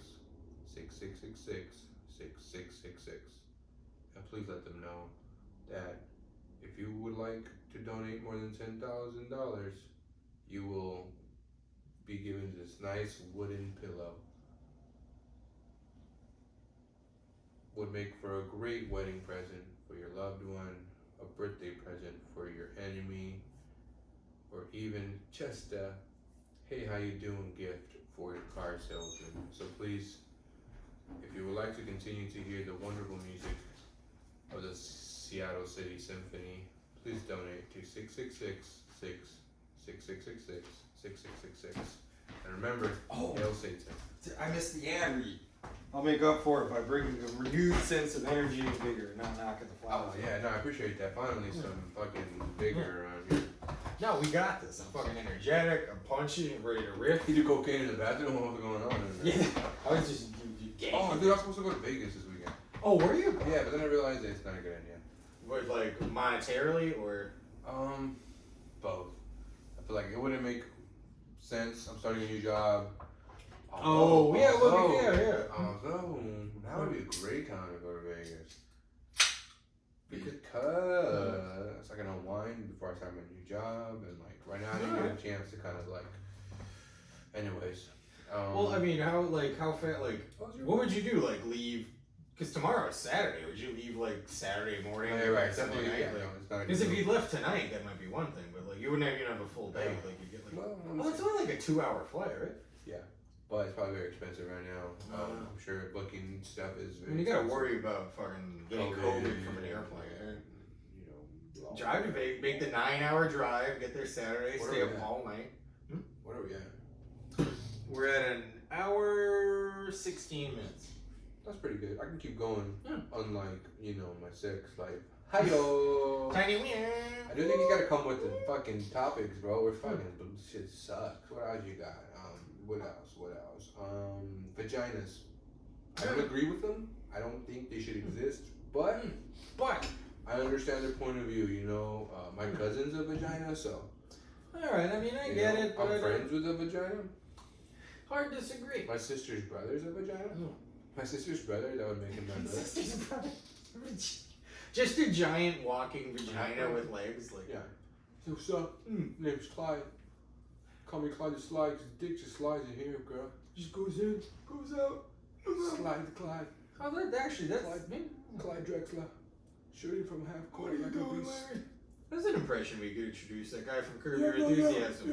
I'm Larry fucking I think that's a hack impression because I think every single NBA coach sounds like that too. Well, good. Then we could use it for Phil Jackson. Hey, you guys gotta take Jeep out there. Is that what Phil Jackson? Yeah, and it can also be Doc Rivers. Hey, you guys gotta take Jeep out there. You can also do the guy from Curb Your Enthusiasm. Hey, you guys gotta take Jeep out there. Larry, what are you doing? Yeah. It's a it's a fun one to do. No, dude, maybe it's I'm like sorry, meat one. I just feel like I'm always like negative Nancy, and I want to be more positive. Yeah, you're right. You're great. You're the greatest. You're the funniest guy I ever heard in my life. You couldn't even wake up to sell that for even a little bit. This guy over here is killing it. No, I'm just kidding. I am itching to get back and do some fucking stand-up. There's nothing, dude. There's nothing. Well, because like, but I'm seeing people on Twitter, like, because Mark Norman's doing. I'm seeing this guy Tom Myers on Twitter. To me, I don't laugh. It's so hard. If I do stand up to you and you don't laugh, it's gonna be. No, but dude, but also like, I don't care if you don't laugh. What if because doing stand-up to other comedians, because like, when you're a comedian, and you see so much comedy, you get kind of. That's not true. If you make me laugh, you make me laugh. I don't know. And I feel like I have a higher threshold of anything because I'm a comedian. I hear so much. No, because you're a comedy, and I can immediately tell sometimes where the punchline's going based on the setup. Yeah, because it's just being surprised. But dude, can you? I don't know. Sometimes. I mean, not with grades. Like I watched a Chris Rock thing. Fucking. You mean Chris Tucker? Yeah. Whatever. But I watched a Chris Rock thing 2 weeks ago and I laughed my ass off. It was from like a Netflix thing. But yeah, so I mean stuff like that, no. But I mean, if you go to like a Seattle open mic, you know, like, hey, I heard it was stand-up comedy, and I'm like, oh, he's gonna say, but I'm sitting down. Dude, I'm like a fetus in its first trimester. You lost me, bro. You don't lose all fetuses in their first trimester. Oh yeah, the ones that I like. Did you ever hear people do the tough band? I never hurt anybody. You know this. You insensitive fuck. Now that's insensitive. Man, I feel that was a joke about not hearing. You see what I do? Yeah. I do jokes off of fun that I hear, and I try to make that into the context of a joke. If that makes any sense. Why? You know what else makes sense? The U.S. Treasury. All right, there you go. That was a joke. That was a joke. That's what I'm talking about. I do dumb shit like that. No, but that was a joke. That was good. Yeah. Thanks. What? See, what if you had control of a laugh track? So when you heard comedy from me, and same for me, for you, when you do comedy to me. I mean, when I introduced the sound, no, you're right. You got mad. I did get mad. I did get mad. So like, so mad I started. Yeah, when you whooped him up, you beat me. We didn't do the podcast for a week because I had black eyes and we'd already introduced the video. No, but you're right. I don't like the idea of. I think you have to get around the part of like, you need the multiple reactions at a comedy club or to hearing stand up. Yeah. Right? I feel like that's what we got to do. This podcast has become, how do you skirt around stand-up? Which is, again, I think we talked about this last time, but like, that's why I really appreciate Mark Norman right now, because he's going to parks and he's doing whatever he can to like try to keep the art form alive, because that shit is fucking dead in the water. Well, right we'll keep the art stand-up specifically, not comedy, because you can fucking comedies anywhere. Oh yeah, I mean right? Sketches, people doing vines, exactly. Like stand-up. There's a comic like Mike Racine. He's not doing stand-up. He's just making like 10-second, you know, or like 30, or like minute Instagram video. How do you do this shit? How do you make it like? Well, and the thing is, like, from the Fantastic Four. What I admire about Mark Norman is A, the hustle, but B, I think he understands too that like, I think he got like, because he dropped that. Did he drop? He released a special. Well, he released a special right, because so he must have filmed it like right before. He did, so like. Yeah, let me text him and confirm that. Yeah, but no, I mean that sucks for him because he released that special and everyone loved it. And if that happened, well, that's the expression, you got to strike when the iron's hot, which means like if you're hot, you don't go away because then people will forget about you when you're hot. Because like he dropped that album and he's hot, and he's like, fuck, there's nowhere for me to do like if I don't do stuff. He didn't drop it because it was. No, he didn't drop it because, but he must have filmed it like pretty. No, I'm saying he filmed it before, was gonna release it later, and like milk it for all it's worth. And then COVID hit, and then he was like, "Fuck, I gotta release it because I'm sitting on it, and I don't want people to forget or whatever." And also, like COVID, like it sounds weird maybe to say, but like COVID is a good time to release. Well, COVID's a good time to release that because all people are doing are sitting around. Like nothing's open, so people are just sitting around watching fucking YouTube and Netflix, and like it's a great move. Like it's a smart move. I think if you have a baby right now, you should name it COVID Bryant. COVID. Hopefully he's born on 8/24, which is Kobe Bryant Day, which is the 8th and the 24th, right? The 8th month, August, the 24th of August, which is in 3 days. Shout out, R.I.P. Kobe Bryant, and rest in peace to his daughter. Yeah. That was rough. That one sucked, dude. There was like 3 families on there. There was a mom. Yeah, there was a mom, her daughter, a dad, his daughter, Kobe, his daughter. He wasn't flying, right? No, they had a pilot. It was like low visibility. It was like lots of fog. They live in this area, Calabasas. It's very lots of hills. It's on the hills. It's like beautiful hills overlooking the ocean. Yeah. So imagine the fog from the ocean and the hill. Oh yeah, the mist. Oh man, Jesus. Nuts.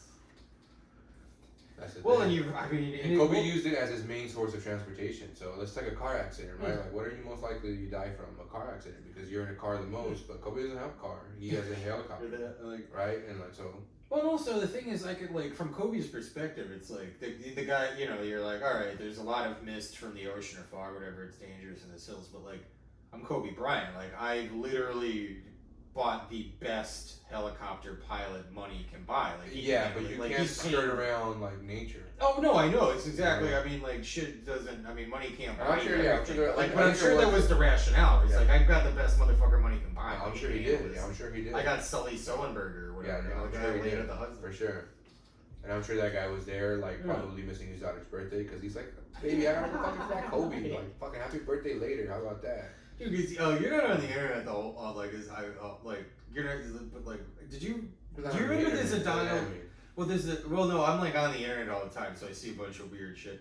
But there was do you remember one of Donald Trump's kids years ago, like 3 years ago, posted a photo. It was with him and his like landscaper, who is like a Mexican guy. And he's just like, our landscaper is so dedicated to his job. It was his daughter's wedding today, but he came here to like make sure our lawn was good and something like that. And I was like, you know why? Because his boss is Donald Trump. Well, no, even though I hate Donald Trump, but I think he sucks, and I wish he wasn't. But no, it's so weird. But like, but I mean, but in no way do I wish he died. I mean, I'm just in no way. Secret Service, if you're listening to this, if he's dead, because don't say that. The Secret Service might listen to this podcast. Hey man, I hope they do. I hope they do. I hope it's at least one FBI guy fucking being like, this guy's going to jail, but at least checking it out, baby. Anyways, you were saying. But I mean, imagine being such a fucking freak, such an alien, like the Trump kid, where you pose. And he's like, oh, people are gonna find this cool. He's like, he makes this guy work on his do think that's cool. He makes because that guy has the choice not to. I don't that guy think has he the does. choice. I think he does. I think he gets paid enough money by the Trump family to do their fucking lawn that he's like, but if they pay him that much money, honey, I want to keep this job, honey. Every day I work hard, and I'm gonna keep being the guy for Trump. You don't want to give that up. I mean, also, if you're like a lot of my uncles, they like don't really like their families, so they would happily go to work on them. But also, it goes both ways. Your daughter can be like, Dad, I'll just change it to tomorrow. And if you've locked in a wedding, you can't change. No, you're right. It's a dick move. You're right. I don't know. I just come from like. I come from this world where like work is work, bro. Nothing else matters. Livelihood, like we're. No, my uncles are like that too. Right, it's like I'm not like that, but I have an insight. I just feel like my family comes from a place where like if you don't work, like you don't eat. Right, there is no like government programs. There is no like handouts. There is no like. So it's like I'm working like fucking a donkey for like a minuscule amount of nutrition. Right, where it's like when you get to a place where like that's not the case, where it's like, wait, you get free food here. Yeah, because he's probably getting catered. You get 10 nuggets for $1.49. How about you give me 10 orders of those 10 nuggets? No, I got 100 nuggets, bitch. And they're like, all I gotta do is fucking go to Donald Trump's house and cut his grass. You got it. Hey, honey, I know you're getting married today, but 10 orders of spicy nuggets, honey. Well, no, and also I got it too. Cause like when I was a house cleaner, occasionally people would be like, "Yo, do you guys want to slice of pizza that I got?" And I'm like. I was like, this is the highlight of my week. Free pizza, like I get free lunch, like I get that shit. Like, I mean, I don't get that shit because I don't struggle nearly as much as them. But like, I mean, but no, the point is, I kind of get what you're saying. Like, but also like, if you like, I don't know. I guess I do come at it from the perspective where I have a lot of family that like clearly hates their family. So if they can be like, I could spend time with my family or go to work. But they would pick go to work. But then you lose me because, like, if that was the argument you initially, when you brought this up, right? You were but I'm reversing. My point is because I'm flip flopping. You've convinced me of the other side. Because that was my point. I was gonna say where it's like if you're saying that you hate your family, then why wouldn't you go to work? Right? No, but that's what I'm saying is I've come around to like you have actually convinced me of the opposing viewpoint. So maybe the one time this has happened in American history. That someone's actually convinced someone of something. I feel like I've convinced you lots of times. Remember that time? No, when you say I'm not funny, you've never convinced me. No, remember that's fair, and I appreciate that. That's the hustle, right? That nobody can tell you shit about this shit because this is your shit, man. I don't care if you think I'm funny or if I think you're funny or if you think right. Like I don't give a fuck because it's not about me or them. My point. It's also like if Also, but like I would say this is like whether other comedians find me funny or not, I don't put much stock in because it's like that's not important. They're not buying the tickets. Yeah, no, like they're not buying tickets. You're not buying tickets. Even if people were buying tickets and they're saying that you're funny or not funny, it doesn't matter for them because it's all about like you. And if you achieve any kind of success by you believing in yourself, then my friend, it's more the reason why you should believe in yourself. Well, I don't want to go too. Well, like I don't. Well, you want to go too far the other direction because you want to be one of those motherfuckers like I'm perfect. Like you know, like you don't take criticism. Yeah, no. Like I'm perfect. Like I do. I've learned that were you gonna say something? I thought you were making a point because you never do. So go ahead. Oh no, my point, dog. Well, you gotta hear about my point, dog. I was in this theater program in 1987, dog. I remember, dog, because it was me and Johnny the Big Dick Loser Cabine. The Big Dick Loser? They called him that because, dog, one time he had a big dick, but he lost it. A fucking pit bull bit off his dick, dog. Went there in the fucking street, dog. Fucking a pit bull, dog. Fucking bit off his dick. Her name was Daisy, dog. I remember that because I woke up that morning and I was like, that dog's name, Daisy. Dog. That's what I call him. Big Dick Loser, because he lost his big dick that day to Daisy.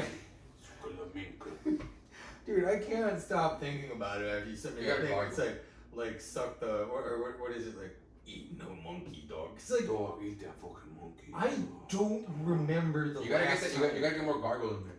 Oh, yeah, like a little, like, dog, get that fucking monkey, dog. And he was eating no monkey, dog. I'm sorry, dog. I keep cutting you off, dog. I'm the fucking worst, dog. But I dog, when it comes to the fucking podcast, dog. When I was eating her ass like a blah, blah, dog. But like, I don't remember the last time I've ever heard anyone say refer to genitalia as a monkey. Like high school, like that's the only guy I've heard like 30 years ago. Heard anybody refer to genitalia as a monkey was from that Ying Yang Twin song. Was it Ying Yang Twin? Shake that monkey. Yeah, no, that was. Call that pie. That was Ying Yang Twin. Dude, Ying Yang Twin. Booty, rocking everywhere. Dude. That was Bubba's Ying Yang Twins were great. Stupid. He's got that song too, Whistle. Yeah. They were great. I love. Hey, shout out Ying Yang Twin, baby. Yeah, dude, that was a great one. Nah, I don't remember that. Anyway, I feel like I got Ying Yang Twins in me now.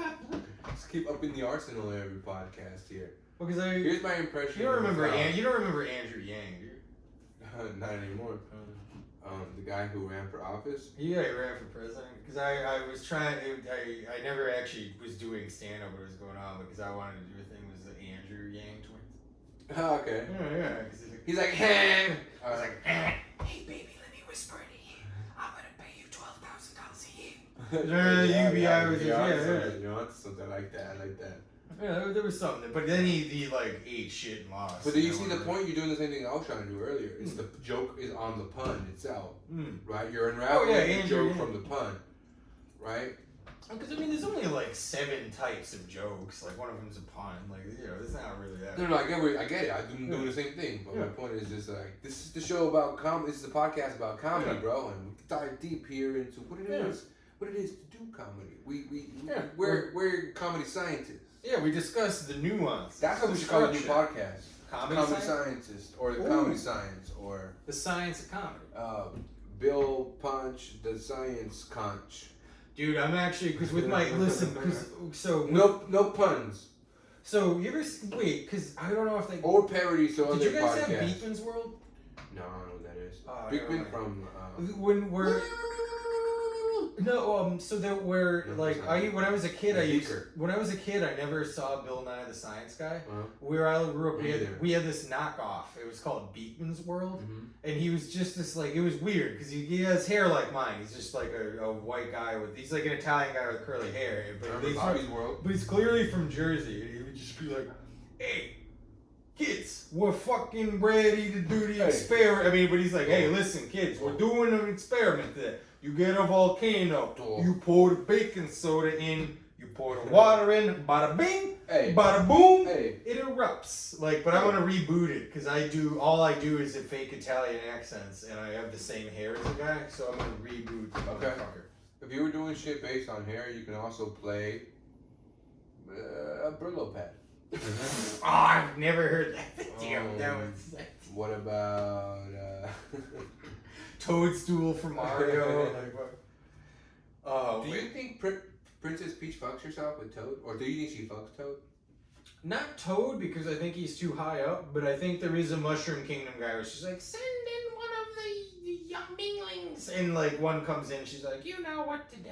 And he's like, like, but it's got to be some low level guy. Like, well, so it's like a she's plowing Bowser, because you think? Yeah, probably not. Because I presume she's got like well, I presume it's like she's got like a jacked. She's got like one jacked mushroom. No. Like there's one jacked. That Toad is built like a butt plug, dude. Like what more do you want? What do you mean? There's a bunch of them. There's got to be one yoked one, right? But you don't want a yoked butt plug. It's gonna ruin your anus. You want like simple. Depends how many holes are in it.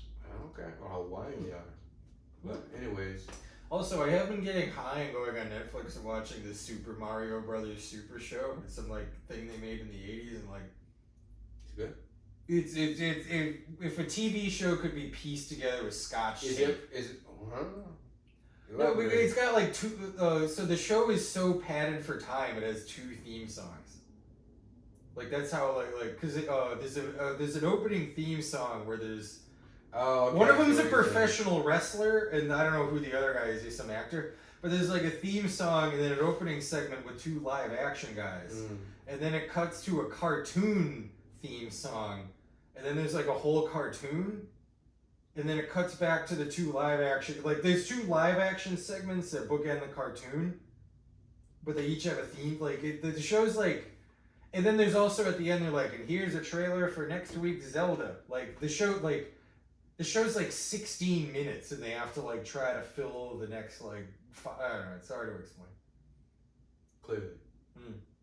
Also, I got one for you. I got an interesting fun fact. What you got? I need to close it. Because I was talking about like padding for time in TV shows. Oh yeah, I read. Well, yeah. Well, I read a book by a guy who's a big writer for The Simpsons, and he talked about like that some of the best Simpsons bits were actually concocted because the show is like 10 seconds too short. Because like Sideshow Bob stepping on the rake. Well, like so he originally just does it for a little bit, but then the network was like the show's 4 seconds too short, and they're like, what do we do? And they're like, fuck it, just 4 more seconds of the rakes. Yeah, and like. It's the same with Homer falling down the cliff. He was going to do it once, but the network's like, it's 20 seconds too short. So like, what the fuck do we do? Have him fall it down again. Like, Rick. Right about here, I realized something was wrong. Yeah. Did you see the episode? Yeah. Yeah, that's a great episode. The Behind the Laughter. Oh, yeah, right. I forgot. He like hits it with the thing. I remember hitting the metal. When he's like, Homer time. Yeah. I was so gay, but I couldn't tell anybody. That is like... But fuck, what was it like? But yeah, just all that shit was like a lot of funny shit was just this needs to be like 4 seconds longer. I get that. I feel like if you want to just keep talking, you just do it. You want to just have no substance. You just keep saying things and you keep talking and you keep maybe just speak for the sake of speaking and keep going, roll it out, fly it out. Whatever it is that you want to do, you just keep doing and then fuck it. You just suck it and then you start rapping and you get a bucket and then. I don't know what to do. I'm not gonna rap anymore in the podcast ever. Yeah, I rap. It becomes a nursery rhyme, but I like it. I think you gotta do some sort of kid show. I want to do. You want to do a kid show? Not a kid show. I want to justify the elementary of my rap. You know what I mean? Yeah, I just want to justify how shit my rap is. We could do a kids segment. Like we cut out we cut it. The net kids news. Yeah. Well, fuck that shit. Fuck the kids. We cut it. Yeah, you hate. Oh yeah, well I mean, but that's a Mark Norman joke. I can't say that. But anyways, I can't say that. Nope, that's not what I wanted. Dude, Mark, oh man. Lark Norman needs a bird. He's like, caw. Lark Norman needs a bird. No, he's a bird. Oh, he's a bird. Like Sweet D. Sweet D. Mark Norman is a bird. Well, so Lark Norman, but he's a bird. So Lark is a bird. This is all right. We're changing gears because this This is going down. Can you cut the last 40 minutes of this podcast? I think we had a good solid 13 minutes. I mean, yeah, the beginning was alright. The beginning was solid when we were like, you know. Alright, listen, let's get one fucking high note to wrap this bitch up on then. You want to wrap it? I am starving. I could go for something. Alright.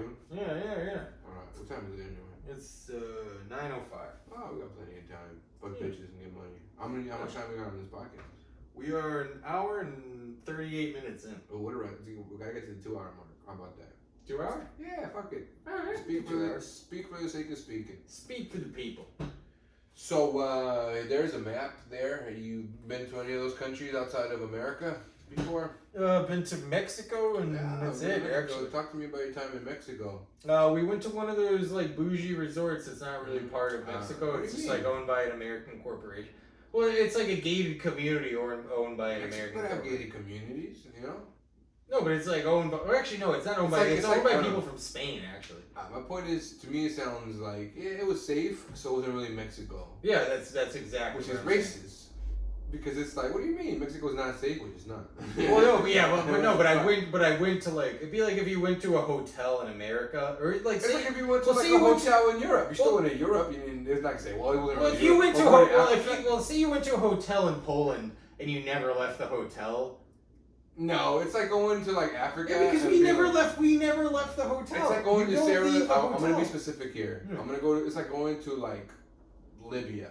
And you're like, or Sierra Leone, and you're like, well, it wasn't really Sierra Leone. I only stayed in the nice apartments downtown, the nice hotel downtown. I didn't really like feel the famine, you know. So to me, it wasn't really like Sierra. Whereas like, wait, what? Just because you didn't like see the like thing that you're used to seeing, doesn't make it the thing that you're now in. Yes, but literally all I saw is a hotel though. But that's still Mexico. Is my point. What do you mean? Like, so does that mean that you have to see all of Mexico for you to see that you see Mexico? Yeah, actually. No, but I mean, like, it's a hotel in Mexico is still Mexico. Well, like, so like occasionally, like big corporations. Like, I was in Mexico because I didn't talk to the cartel the whole day, right? Well, but it's like when countries get accused of shit, they like bring weapon inspectors in and they give them a very curated tour of the country so they won't find the weapon. Like it feels kind of like something like that. Yeah, you're right. I get what you're saying. It's like going to Disneyland and being like, I was in the bathroom the whole time. Yeah, like I wasn't really Disneyland, but technically you're still in Disneyland. I mean, you're not wrong either on paper. No, like I will say, right. if you were a lawyer, you would win this case in court. Oh, that's right. I forgot. We should call this the legal cast. Nah, don't put the cast in there. That's another thing. No more cast. You think that's? You think that's? I think that has to be a cool like phrase / like lifestyle. I don't know. There's like a weird like things that I think are good. I don't think it needs our names. Don't put our names in there. I want it to be something cool like breakfast for lunch. You know what I mean? Something like. Alright. Welcome to Breakfast for Lunch podcast. The dudes who like to talk about whatever. Because we have no limitations. We don't put ourselves in a box. We just no golden calves unslaughtered. We put a parental advisory sticker on them. Sure, fuck it. This is the podcast where we're willing to take risks and look foolish and be embarrassed at the sake of finding those things that work. I've never been willing to be embarrassed in my life. Me either, but I think it's okay. I think that like uncomfortable feeling you have to get used to because that is what builds the comfortable like experience, if that makes any sense. Kind of food. You know what I mean? I think there's this fear, this big fear of like, I don't want to fail, I don't want to look embarrassed, I don't want to do this, that I'm not going to risk doing it. And you miss out on so much greatness in that, right? There's so much more to enjoy than it is to not feel embarrassed or whatever. No, I feel you on that. How much time we got? 2 minutes? I'll just recite the ABCs. Actually, we're about 45. So D, E, F, G. I think there's a W in there. You know, this one time I went to an alley and behind a very popular nightclub. And let's just say that I had a very interesting relationship or experience, I should say, where I don't think I want to share this story. I got. If you don't, I got. Yeah, go for it. Yeah. This one is. Well, so, I'm glad. well, so So, for the listeners, I'm from Massachusetts, and a former Boston. You're familiar with former Boston Red Sox player Curt Schilling? Oh, of course, fucking bloody sock. Oh yeah, the bloody Played for the fucking Diamondbacks. I saw his money in fucking a video game company. Well, yeah. So do you know the contract? So I played his video because his video game company produced one video game, Kingdoms of Amalur, which I played. I played it and I dug it. It's kind of like World of Warcraft, but they made the combat cool because you like roll around and fight instead of like hitting a button. You said World of Warcraft, but like instead of you riding around in a thing. Well, no. Imagine like I don't know if you ever played World of Warcraft, but imagine World of Warcraft, but instead of like hitting a button and clicking to attack people, it's actually like it's kind of like you actually like roll around and like imagine like World of Warcraft, but imagine God of War with World of Warcraft, but you fight like God of War. Yeah, it wasn't bad, but he ended up like because the game company was in Rhode Island. And they the state of Rhode Island gave him a $75 million loan, for his game company there. And then he never paid. So he didn't make the first one, and then he did pay the second one. But there was news reports that week that no one on his staff got paid the week he made. Yeah, and then it folded, and Rhode Island just had to eat all that money. They just ate. Curt Schilling is just well, and he just got already rich. Well, and he just got arrested today in a scandal because Curt Schilling did it too. Yeah. No way. Yeah, because so he and Curt Schilling got arrested. Curt Schilling got arrested today. Why didn't you lead with that? The fucking podcast sucked. You could have led with Curt Schilling got arrested today. In other news, the podcast doesn't suck. I can edit this to the beginning, but yeah, he got arrested for participating in a scheme to So he and Steve Bannon, he used to work for the Trump administration. I saw Steve Bannon got arrested by a post office. Yeah, which is funny. That's crazy, right? Yeah, but Curt Schilling's implicated. He's on the board of directors of Steve Bannon's thing. Right. So Steve Bannon's fake company that got the whole thing, Curt Schilling was part of the scheme, and he got arrested for being part of it. Yeah, no way. Because he's a super right wing guy. Because I remember when they're super rich. I'm sure it's a network of investors that are like, "Hey, you're super right wing, and you have a lot of money. I have this idea where I steal a bunch of people's money, and they give it to me." Well, I like that. How do I get into that? Well, Steve Bannon got arrested on a yacht. Which is the best part. When he was arrested, he's been living on a yacht for a month. It's cancel culture. That's how I feel about cancel culture. You think Steve Bannon to cancel me right now, to the level I'm at right now, to cancel me means that I have something to be canceled from. Right? Whereas Steve Bannon, he got arrested on a yacht. You fucking peasant ass motherfucker, they never been on a yacht. You can fucking... I would love it. Right? Or it's you can arrest me in a fucking mansion or in a yacht. Or what is something? Unless he does go to jail, then you're gonna arrest. Where don't you want to be arrested? I don't want to be arrested in an alley or fucking... No, getting arrested in a yacht or a mansion. Imagine being arrested. Alright, here we go. I got one for you. I want to get arrested on the International Space Station. I'm on space and the FBI has to take a spacecraft up there and they cuff me and they're like, "You're under arrest." And I'm like, is that scary? It's like the surprise Pikachu? Yeah. But imagine them having to fly up to a space station to arrest you. That's the most. For you to get arrested on a yacht, the police have to have boats. Right? Yeah. Well, they do. The Coast Guard. They do, yeah. For sure. They got everything. The police have everything. They just drone them. They have impunity. They have fucking brutality. They have... Yeah, eminent domain. They can do whatever the fuck they want. I feel like in the world, not this country, the world, he who has the money has the power, right? This is like Scarface at its finest, where it's first you get the money, then you get the power, then you oppress the people. Homer Simpson with the sugar. Yeah. Then you get the sugar. No, I'm doing fucking...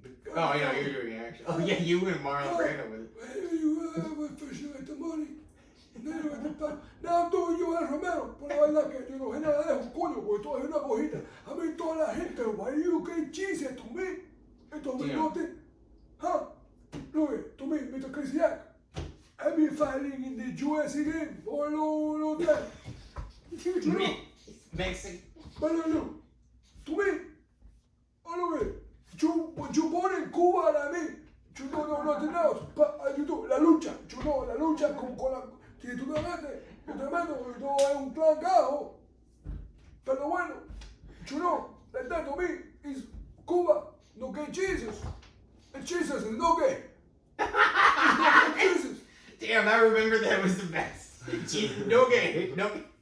Which fighter was that again? That was Joel Romero. Yeah, wow, Romero's the fucking I was so disappointed. I retract that. He's not the man for saying no gay. He clarified that. He said he wasn't saying no gay Jesus. He was saying it's not okay for Jesus or something. He was trying to say like okay in Jesus or like it's okay for Jesus. Mate, all right. He was like I think he was saying like that's okay for Jesus. Like, it's okay. It's gay Jesus. We were like, can I say gay Jesus? No, because actually, listen, it was hilarious. A gay Jesus. Hey, repent your sin. Well, because the thing, because I've heard that before and I've always poo-pooed it, but like poo-poo, that's a dirty word. But at the same time, I've never heard of any conspiracy theory where like Jesus would like. Because like I know Christian people are like, Christian people are like, you shouldn't be gay. There's no Adam, but like I've never heard anyone talk about. I've never heard anyone dispute Jesus' sexual with like it's not even an issue. That's like true. He might be innocent.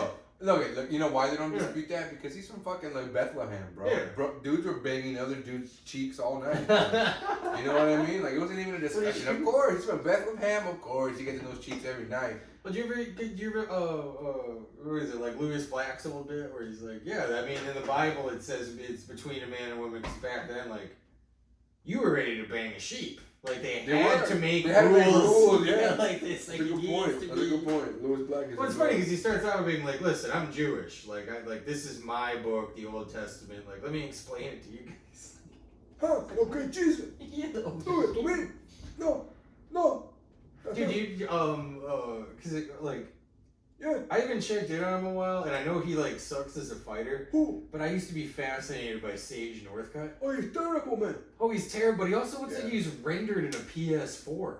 Like, yeah, he's rendered by an obsessive dad, and instead of a beauty pageant, is the is MMA. You know? His dad's like a psychotic Christian pastor or something, right? I don't know, probably. But Sage Northcutt's also like he's dumb as a rock, right? Like he's an idiot. He's like somebody described him on the internet as a golden retriever. That's actually probably the that's you wanna go fight? I'll fight, come on. Oh man, I love to fight. Let's do it. Oh man, this is so awesome. This is frick. Oh man, I'm not gonna say bad words. This is crazy. I've never had sauna before. Oh man, this is so crazy. You just imagine a ripped Napoleon Dynamite. Like that's what he is. No, not at all. No, you don't think? Napoleon Dynamite has nothing to do with it. Because he said frickin'. But he was more of the like absurd. Well, he's a Mormon. My point, I feel like Sage Northcutt says frick because he doesn't want to curse, whereas Napoleon Dynamite would have definitely cursed if he wanted to. Really? Yeah, for sure. Oh, you think he's just repressed? Oh, I kind of get it. I think I get it. But my point being, because it was a while ago, but I remember seeing this shit online. Because like it was Sage Northcutt posted a photo of himself, and he's like shirtless, washing, he's dripped, and he's washing his truck, and he's like, yo, just washing my truck, and like.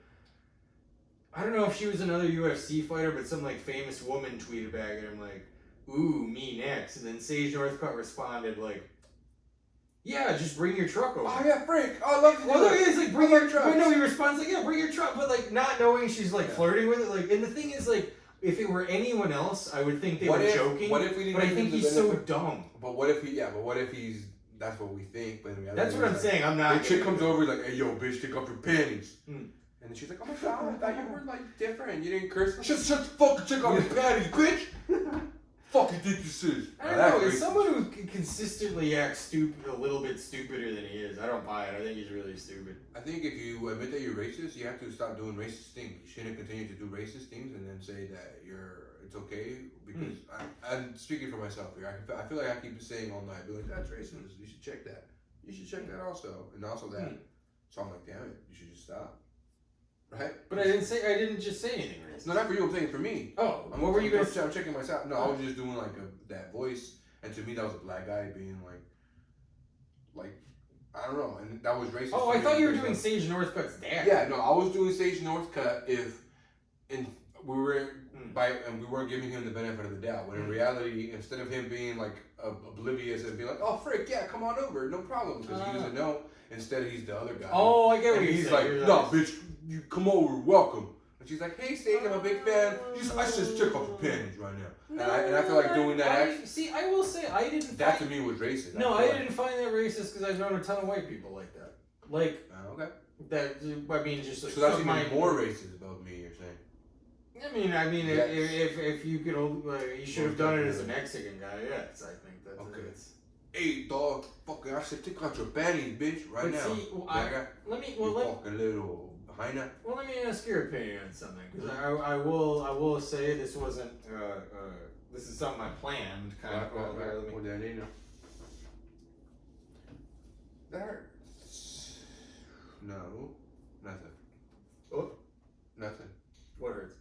No, I didn't say nothing hurts. I said I was gonna ask if this was actually our third joint, but I'm like, I think it's the second. it's the third.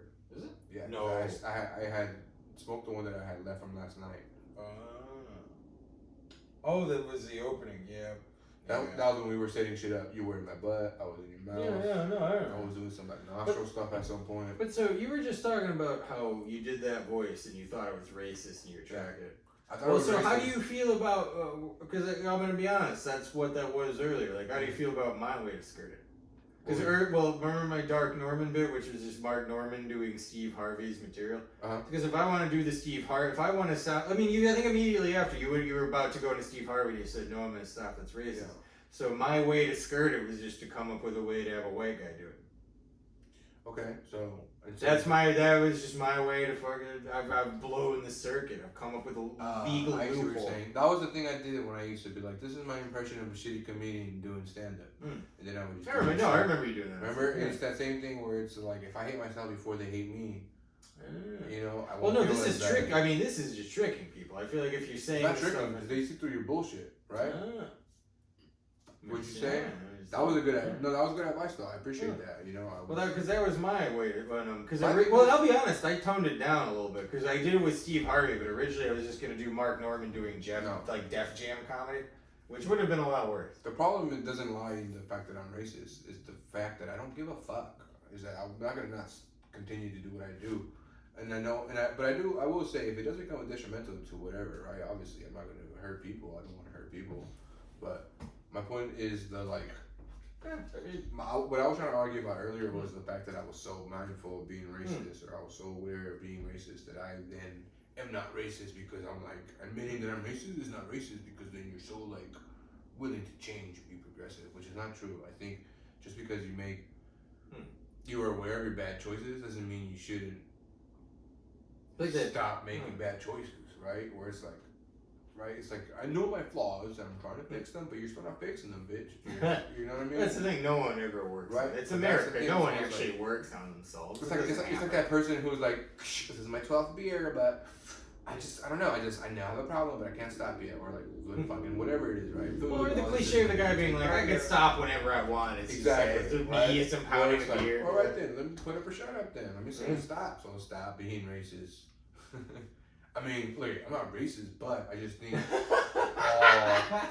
all people who are not like me are worse than me. Yeah, I mean, You know? listen, I'm not racist, but I believe that. not Everybody's got racist. me. So, I'm not racist. I'm just selfish. well, it's I funny. don't care outside of anybody outside of myself.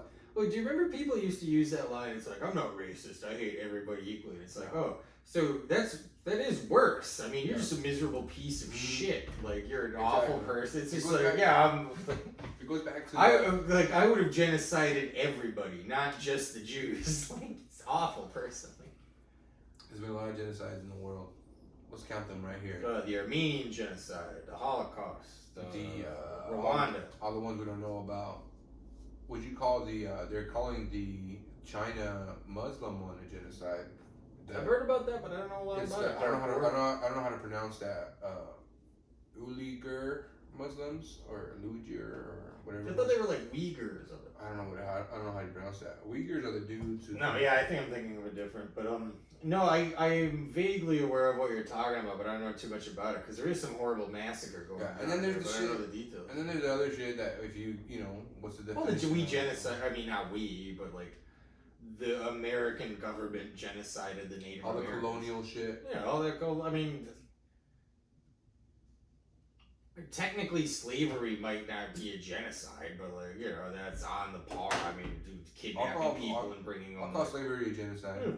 A lot of them died. I mean, that's also. I think of all the ones that were originally like displaced from their homes, right? Yeah. Those probably died, although like getting used to other people's germs. But yeah, like You know what we talked about all day today? Is COVID. No, we did. I said COVID Bryant. Kobe Bryant was a good one. Actually, that's funny because the Kobe Bryant segment was a pretty lively one, but we were talking about his live like him flying a helicopter. Oh man, I just think when you Kobe died, we should have canceled the year. We should have immediately started quarantining. They're like, why should we quarantine? Because Kobe's dead? Yeah. yeah. I mean, if you're gonna Trust me, you're gonna thank me later. Damn, imagine if you could go back in time 1 month before quarantine and you had to try to explain to people what was about. Like, no one would believe you. Like, no, it's never gonna happen. Shut up, bitch. Like you're like running around like a Twilight Zone episode, being like, no, wait, you got quarantined. People being like, what the? You're an Alex Jones crack. Do you remember they got me when it was the like, I better stock up on supplies. Oh yeah. I was thinking about going like to my parents' house. I was like, fuck, should I just go home in case she hits the fan and I gotta like, you know. Dude, some people like. And now I'm like, Some people did that. Like open the goddamn government. I mean, Open the goddamn country up. We don't gotta wear no goddamn mask. I just feel like all you gotta do is have yourself a nice big white tiger, right? You got yourself a tiger. You know that Carol bitch done killed her husband. You know it. Oh, you know it. That bitch Carol Baskin. It is funny though that like damn, I lost it. But it was something about because at the beginning hoarding. Yeah. From now on, I want you to address me as the Allstate guy. The David Putty podcast. I can't do it. That was more Mark Manson, not Mark Manson. This guy from the Tarantino movie. Yeah. Joe Gage. We did this thing last time, I think. Joe Gage. Dude, he's great in Kill Have you Bill. ever seen that movie, The Hateful Eight? You know, I gotta check. I've only ever seen the scene where Samuel L. Jackson talks about making the What? guy's son give him head. Oh yeah, my big old Johnson around his back. Yeah, that, I mean, I'm gonna be out like any. And he movie- sucked that thing just for some warmth too. Yeah. Now look it. I'm gonna say two things. That was racist, but that also sounded like Samuel L. Jackson. There wasn't a man saying you. I'm just saying. We're doing a lot of deep diving A lot of tonight. deep diving. A lot of deep diving into how comedy works, how Yeah. it thinks, The how very it is. complicated Yeah. intricacies. Intricacies? Is there a W in there? Intricacies? Yeah, comedy is very complicated. Did I? Well, this got smashed. Have I ever Suck dick on live TV? No. But Well, yeah. All right. Now's the chance to start. Yeah. Did you ever like? Cause I wasn't there for it, and because I think it happened fucking like before I moved here. But someone told me this Crucifixion story. of Christ? Yeah. Oh, that. I mean, that happened way before. Because that did happen in Seattle. I am a Scientologist. Yeah. Well- Before you moved here, this thing happened. Well, it was at the Comedy Underground, and yeah. Back when they still had the Comedy Underground. yeah, apparently it's like. But Back when stand-up existed. But supposedly, so there was a stand-up comic. I don't say his last name, but I think his first name's Mickey. I don't think he's around here, but like he would come every week and do stand-up. And the thing is, he would always, for the audience, when you're doing stand-up, you get 3 minutes. They give you like a red light at 10 seconds to let you know to wrap up. And he would always go over the light. He would tell the same jokes every week. He'd always go over the light, but he would go so over to the point, like, because if you go like 10 seconds over, they just start playing music over, so you just get off the stage. And he would just do that weeks in a row. And then one week he comes up with like a duffel bag on stage, and everyone's like, "What are you doing? Like a prop comedy thing this week?" And again, just does the same jokes he does every week. 10 seconds in, the light comes up. Continues to do the same. You know, the music plays. He zips open the duffel bag and pulls out like a megaphone. Like a Bart Simpson rap master police megaphone, and just starts finishing his jokes over the music. Just start, like, which alpha move? Like, what is a better move? Big Mick move. Hey. Big dick move. Big dick move. But that, like, it's funny because like I could tell jokes for a minute. Like, I don't think I'll do anything funnier than that. Actually, I was at an open mic back in Mass once, and there was this guy who was doing comedy for his first time, and he had a big bag, and the guy's super nervous because it's his first time doing comedy, but he shows up kind of late, so he gets put on like 21st on the mic, so he's nervous, so he's just, by the time he goes up, he's hammered, and he has like a prop comic thing where he sets up like an easel, like you're a painter, and he puts like a map on it, and he just had some kind of political jokes, but he's like, yeah, and he has a pointer, and it's like, in this place, this, and he's like telling, and he's just mumbling through jokes, but then finally he just reaches his back and it's like, that's when they bomb it, and this happens, and he just starts squirting mustard all over it, but the mustard's getting all over the carpet of the, but you see the host of the mic, because we're doing it like upstairs and like it's a bar, but upstairs they have a place for events, and we're doing it, and it's just mustard, and the guy's like, I love it. He's just like, and he throws the mustard thing on the ground. And it was honestly maybe the funniest thing I've ever seen. Mustard on the rug. That's wait, well, that was it. No, it's sorry, because you couldn't understand a word he says, and then he goes, and here comes the mustard, and he's.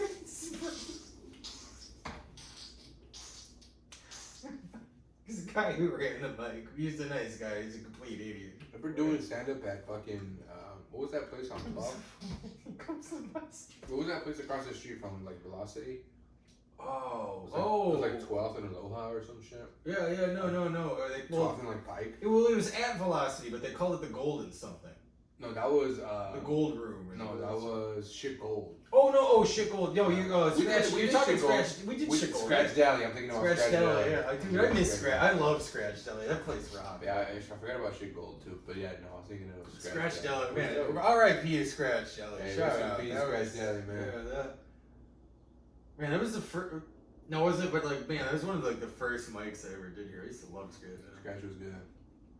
Damn, like, yeah, because the two people who ran it, and like, so the people who it was a couple who ran the mic, and one of them was like part owner of the sandwich shop, and I think like someone fucked up the taxes, and they were just so in debt they were like, yeah, we just have to close. I think it was that. It was something as simple as like, it should be fair. Like I'm always worried about fucking up my taxes. I get like, Dude, I'm thinking about not paying my taxes on income tax on my paychecks. What are those called? Like your tax withholdings and shit. Oh yeah. And like just have to pay at the end of the year. Right? Because doesn't it make sense to invest the money you got to give up anyway, and hopefully it makes. You think of getting investing? I'm thinking about like I gotta pay the government this much money anyway, right? What if I don't pay them now? I put that in some stuff and it grows. And I'll keep the profit and then keep the shit. I'm gonna pay them anyway. I mean that sounds great, but at the same time, how do you know it's gonna profit? Like, I don't. Yeah. Well, so then I'm out to the government, and then Donald Trump's gonna come in your fucking house and fucking rape you. So here's the thing. I will say this, and I'm not saying you shouldn't do it. Sodomy. Well, no, I'm not saying you shouldn't invest the money, but what I'm saying is this: because I think, like, as your friend, I'm looking at it from this way. As a man who, because Las Vegas is closed, it sounds like you're looking for another out. Well, but as a man who is on the fence about going to Vegas, it sounds like this might just be another way to gamble. Yeah, this is like a different. You're uncut. I'm watching you be Howard in Uncut Gems. You're like, I'm gonna let it ride. This is the same thing with like weed and alcohol. I feel where it's like it's okay to drink alcohol. There's no stigma behind how drunk you get. But with weed, it's like that guy smokes a fucking pothead. You smoke too much weed. Oh, it's worse, right? Whereas like I feel like same thing with stocks and like gambling. They're both risking money. Obviously, but one's sophisticated. One's sophisticated. One is. Let's be real. There's probably less risks in stocks. Than there are in gambling. I'd almost compare it to cocaine and crack, where it's like if you do like crack is cocaine with a bunch of shit in it. If you smoke it, it's like a junky ad. But like cocaine, rich white people, they're like like it's kind of like they're both the same thing, but one has a different stigma. Exactly. One is the like I can continue to do this in this form, and one is like I just wanted to get the most of it, so I'm gonna do it in this form. Well, also like I can afford to do this. It's not like the food thing, right? Where like wealthy people, all they care about is how the food presented to them. Like middle class people were like, is the food good? Yeah, like that. And then like poor people were like, do we got enough? This food? Where's the food at? Everybody got enough to eat here, right? Or it's the same shit where it's like if you're gambling because you're playing a game, right? Yeah, like it's like. And then there's a dude who I'll just say the game I figured this shit out to a science. Oh, I love it like that. Right. Well, because the thing is like, if it's something like horse racing, Like, I could almost buy that, because my dad had friends that were professional. Well, not friend. He had one friend who was a professional. The house is always built to win. Well, but that motherfucker would, like, go down to Florida in the off season and, like, check out the horses. Like, he was like Robert De Niro in Casino with horse racing. But meanwhile, with, like, slot machines, it's like, that's a computer program. Like, you can't beat a computer. That's like beating a computer at chess. Like, you're not gonna beat it. Like, what the fuck? Like, not only that, but it will never get to the point where you're making money off the casino. They would just ban you. They would just ban you.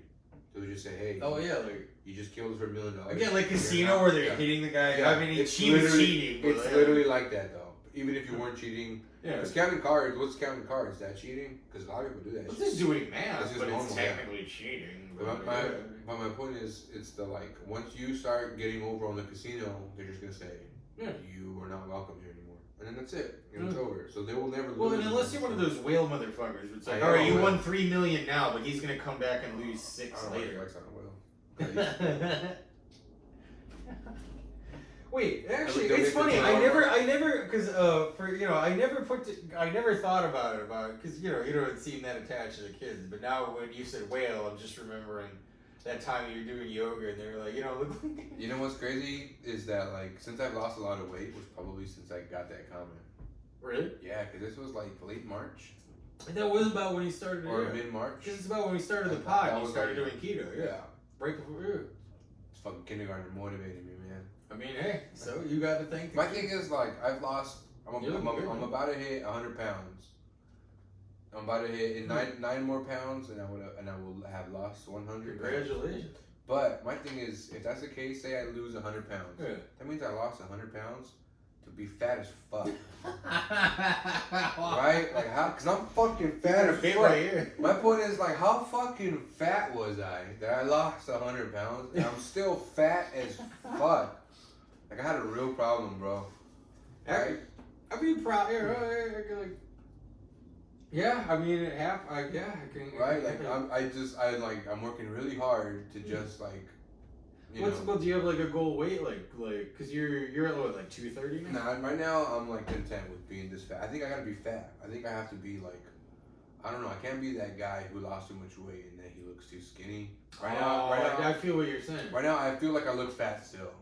But like some things have looked. No, but it's like Action Bronson last week looks kind of weird. That's kind of weird, right? Yeah.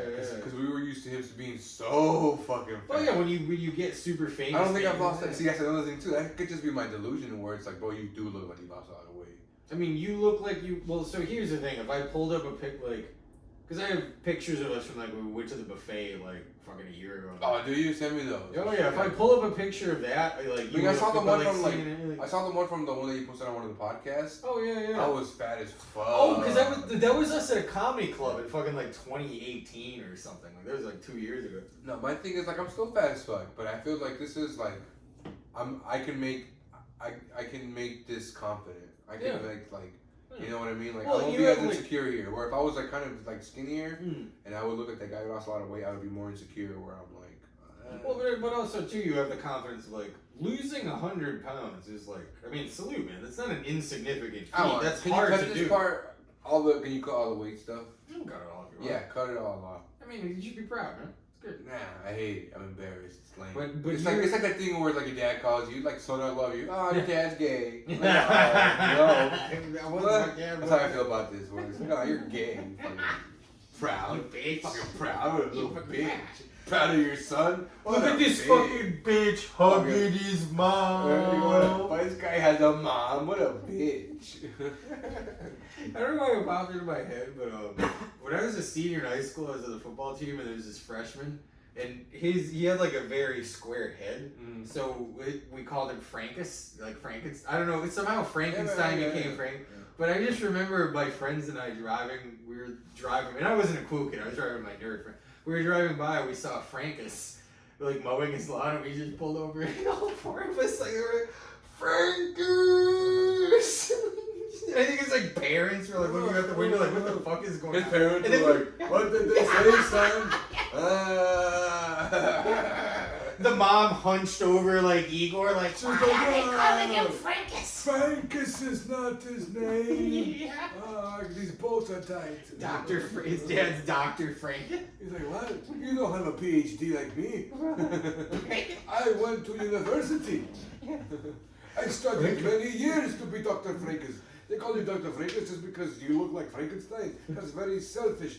And I know that Frankenstein is not Jewish, but I'll continue to sound like I'm Jewish. I don't care. No, Frankenstein was German. He could have also been a Jew. I mean, there's tons of some German sort Jews. of Austrian. They have the, like, you know, the Yiddish when they're speaking a little bit of the, like, We're going to be going here for the No, this Rabbi is- Christmas. Look at it, we're not being racist, we're being anti-Semitic. It's different. Yeah, that's different. It's different. The race is not the But I religion. mean, listen, what is, like, here's my quote, because I remember when I was in college, I was never good at it. I never made a team, but I tried to do improv. Mm-hmm. And I remember noticing at a certain point, though, that, like, every improv character, at least this was in the time, I don't know what improv's like, but it was a stereotype. It's always like a Scottish, yeah, I mean, it's No, not gay. I mean, cool.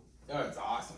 Yeah, woo. But, like, well, just every character, it's like, oh, I'm the Scottish plumber. Like, every improv character was just like a Star Trek type racist stereotype. So, like, I wonder what improv's become now. Like, what are the characters? The improv is Oh, this, I'm the woke plumber. Or, This you is know, improv. I know you come with your little bullshit, little fucking talking points. Oh, So yeah, that's not dude, improv. I got So that's not Kurt improv. Schilling, But improv is that. Jordan The Orton. willingness to, like, just continue to be, like, you know, whatever.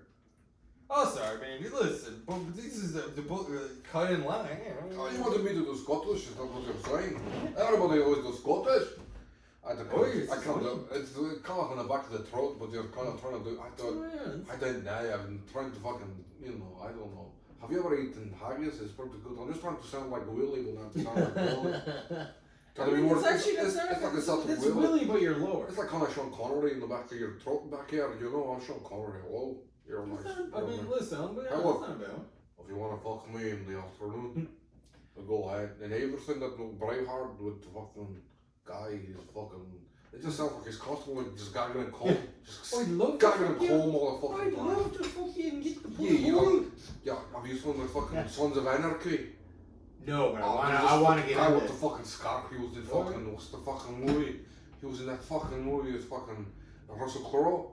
When he was in that fucking movie with the fucking the Gladiator. Oh, Gladiator rocks. The guy who got fucking humped with the horse. Oh, that guy. Like, Yeah, I'm yeah, yeah. I talking forget about his name. But That yeah, fucking guy is just kind of fucking talking about it. He fucking. Oh, that guy fucking, he has the, like the big scar across his face. That actually, damn. Do you know what I mean? I've been thinking of rewatching Gladiator. I that fucking good fucking movie. Great movie. Like you can't get into the fucking gypsy way down here, you- like Tyson Fury, fucking guy from fucking Black Creek. Like, go fucking Tyson Fury, he's Yeah, fucking yeah, more yeah, English, yeah. he's fucking up here, you know? You know, anyway. Were you in Vegas for that fight and then but didn't No, I bailed on that fight. My buddy bought tickets and I feel so bad. Shout out my buddy Steve, I apologize, bro.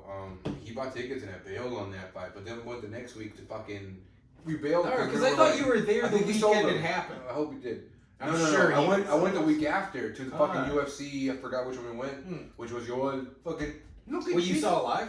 I saw Yoel Romero versus Israel Adesanya. Oh, that's where that Genuinely- poster's from. Yeah, no, that's a Canelo fight. I went to that fight too, the Canelo fight. Damn. Also, Wow. my buddy Steve. Hey, Steve, what's the fight? Shout out, bro. Let's go back to Vegas. Too bad there's no fucking fights. Shout out to the boy. But yeah, I saw Canelo Sergey. I got that poster. We were in the fucking casino and like Sergey Kovalev was like running through the fucking middle. I was like, hey, Sergey, man. Woo! Woo! Hey, fucking love you, Sergey. Fuck you, Sergey. Woo! Yeah. I was like, Eat my ass, Sergey, you piece of shit. You're trying to get Sergey to finger bang you in the bed. I'm like, I was like grabbing his hand. Let me ask you something, because I've never. Because Sexual assault, have I ever done it? No, go man, ahead. please say no on the record. Just please say no. No. Because I could like. Because I've been getting into UFC a lot more. Like I was into it a little bit. I'm Obviously getting you're more not, because it's pronounced up. off. Yeah, well, the Q, but I think that's a because you don't like. Do you have respect for Brock Lesnar? Oh hell yeah, dude! He's a fucking world He's a heavyweight beast, champion. right? Like that guy. Oh, This guy had like frozen turkeys for hand. Well, because part of me wonders about what a real, because like I got into it from wrestling, and everyone who's in wrestling is like Brock Lesnar, blah blah. But like I was curious if like a real UFC head is like, yeah, I respect. I guess I saw that Joe Rogan bit where he talks about like, I'm not worried about Brock Lesnar beating me up. I'm worried about him picking me up and using. Or no, he's like, I'm not worried about Brock Lesnar fucking me. I'm worried about him picking me up and using me as a condom to fuck something bigger, like a bear. That was a good. You know. Brock Lesnar.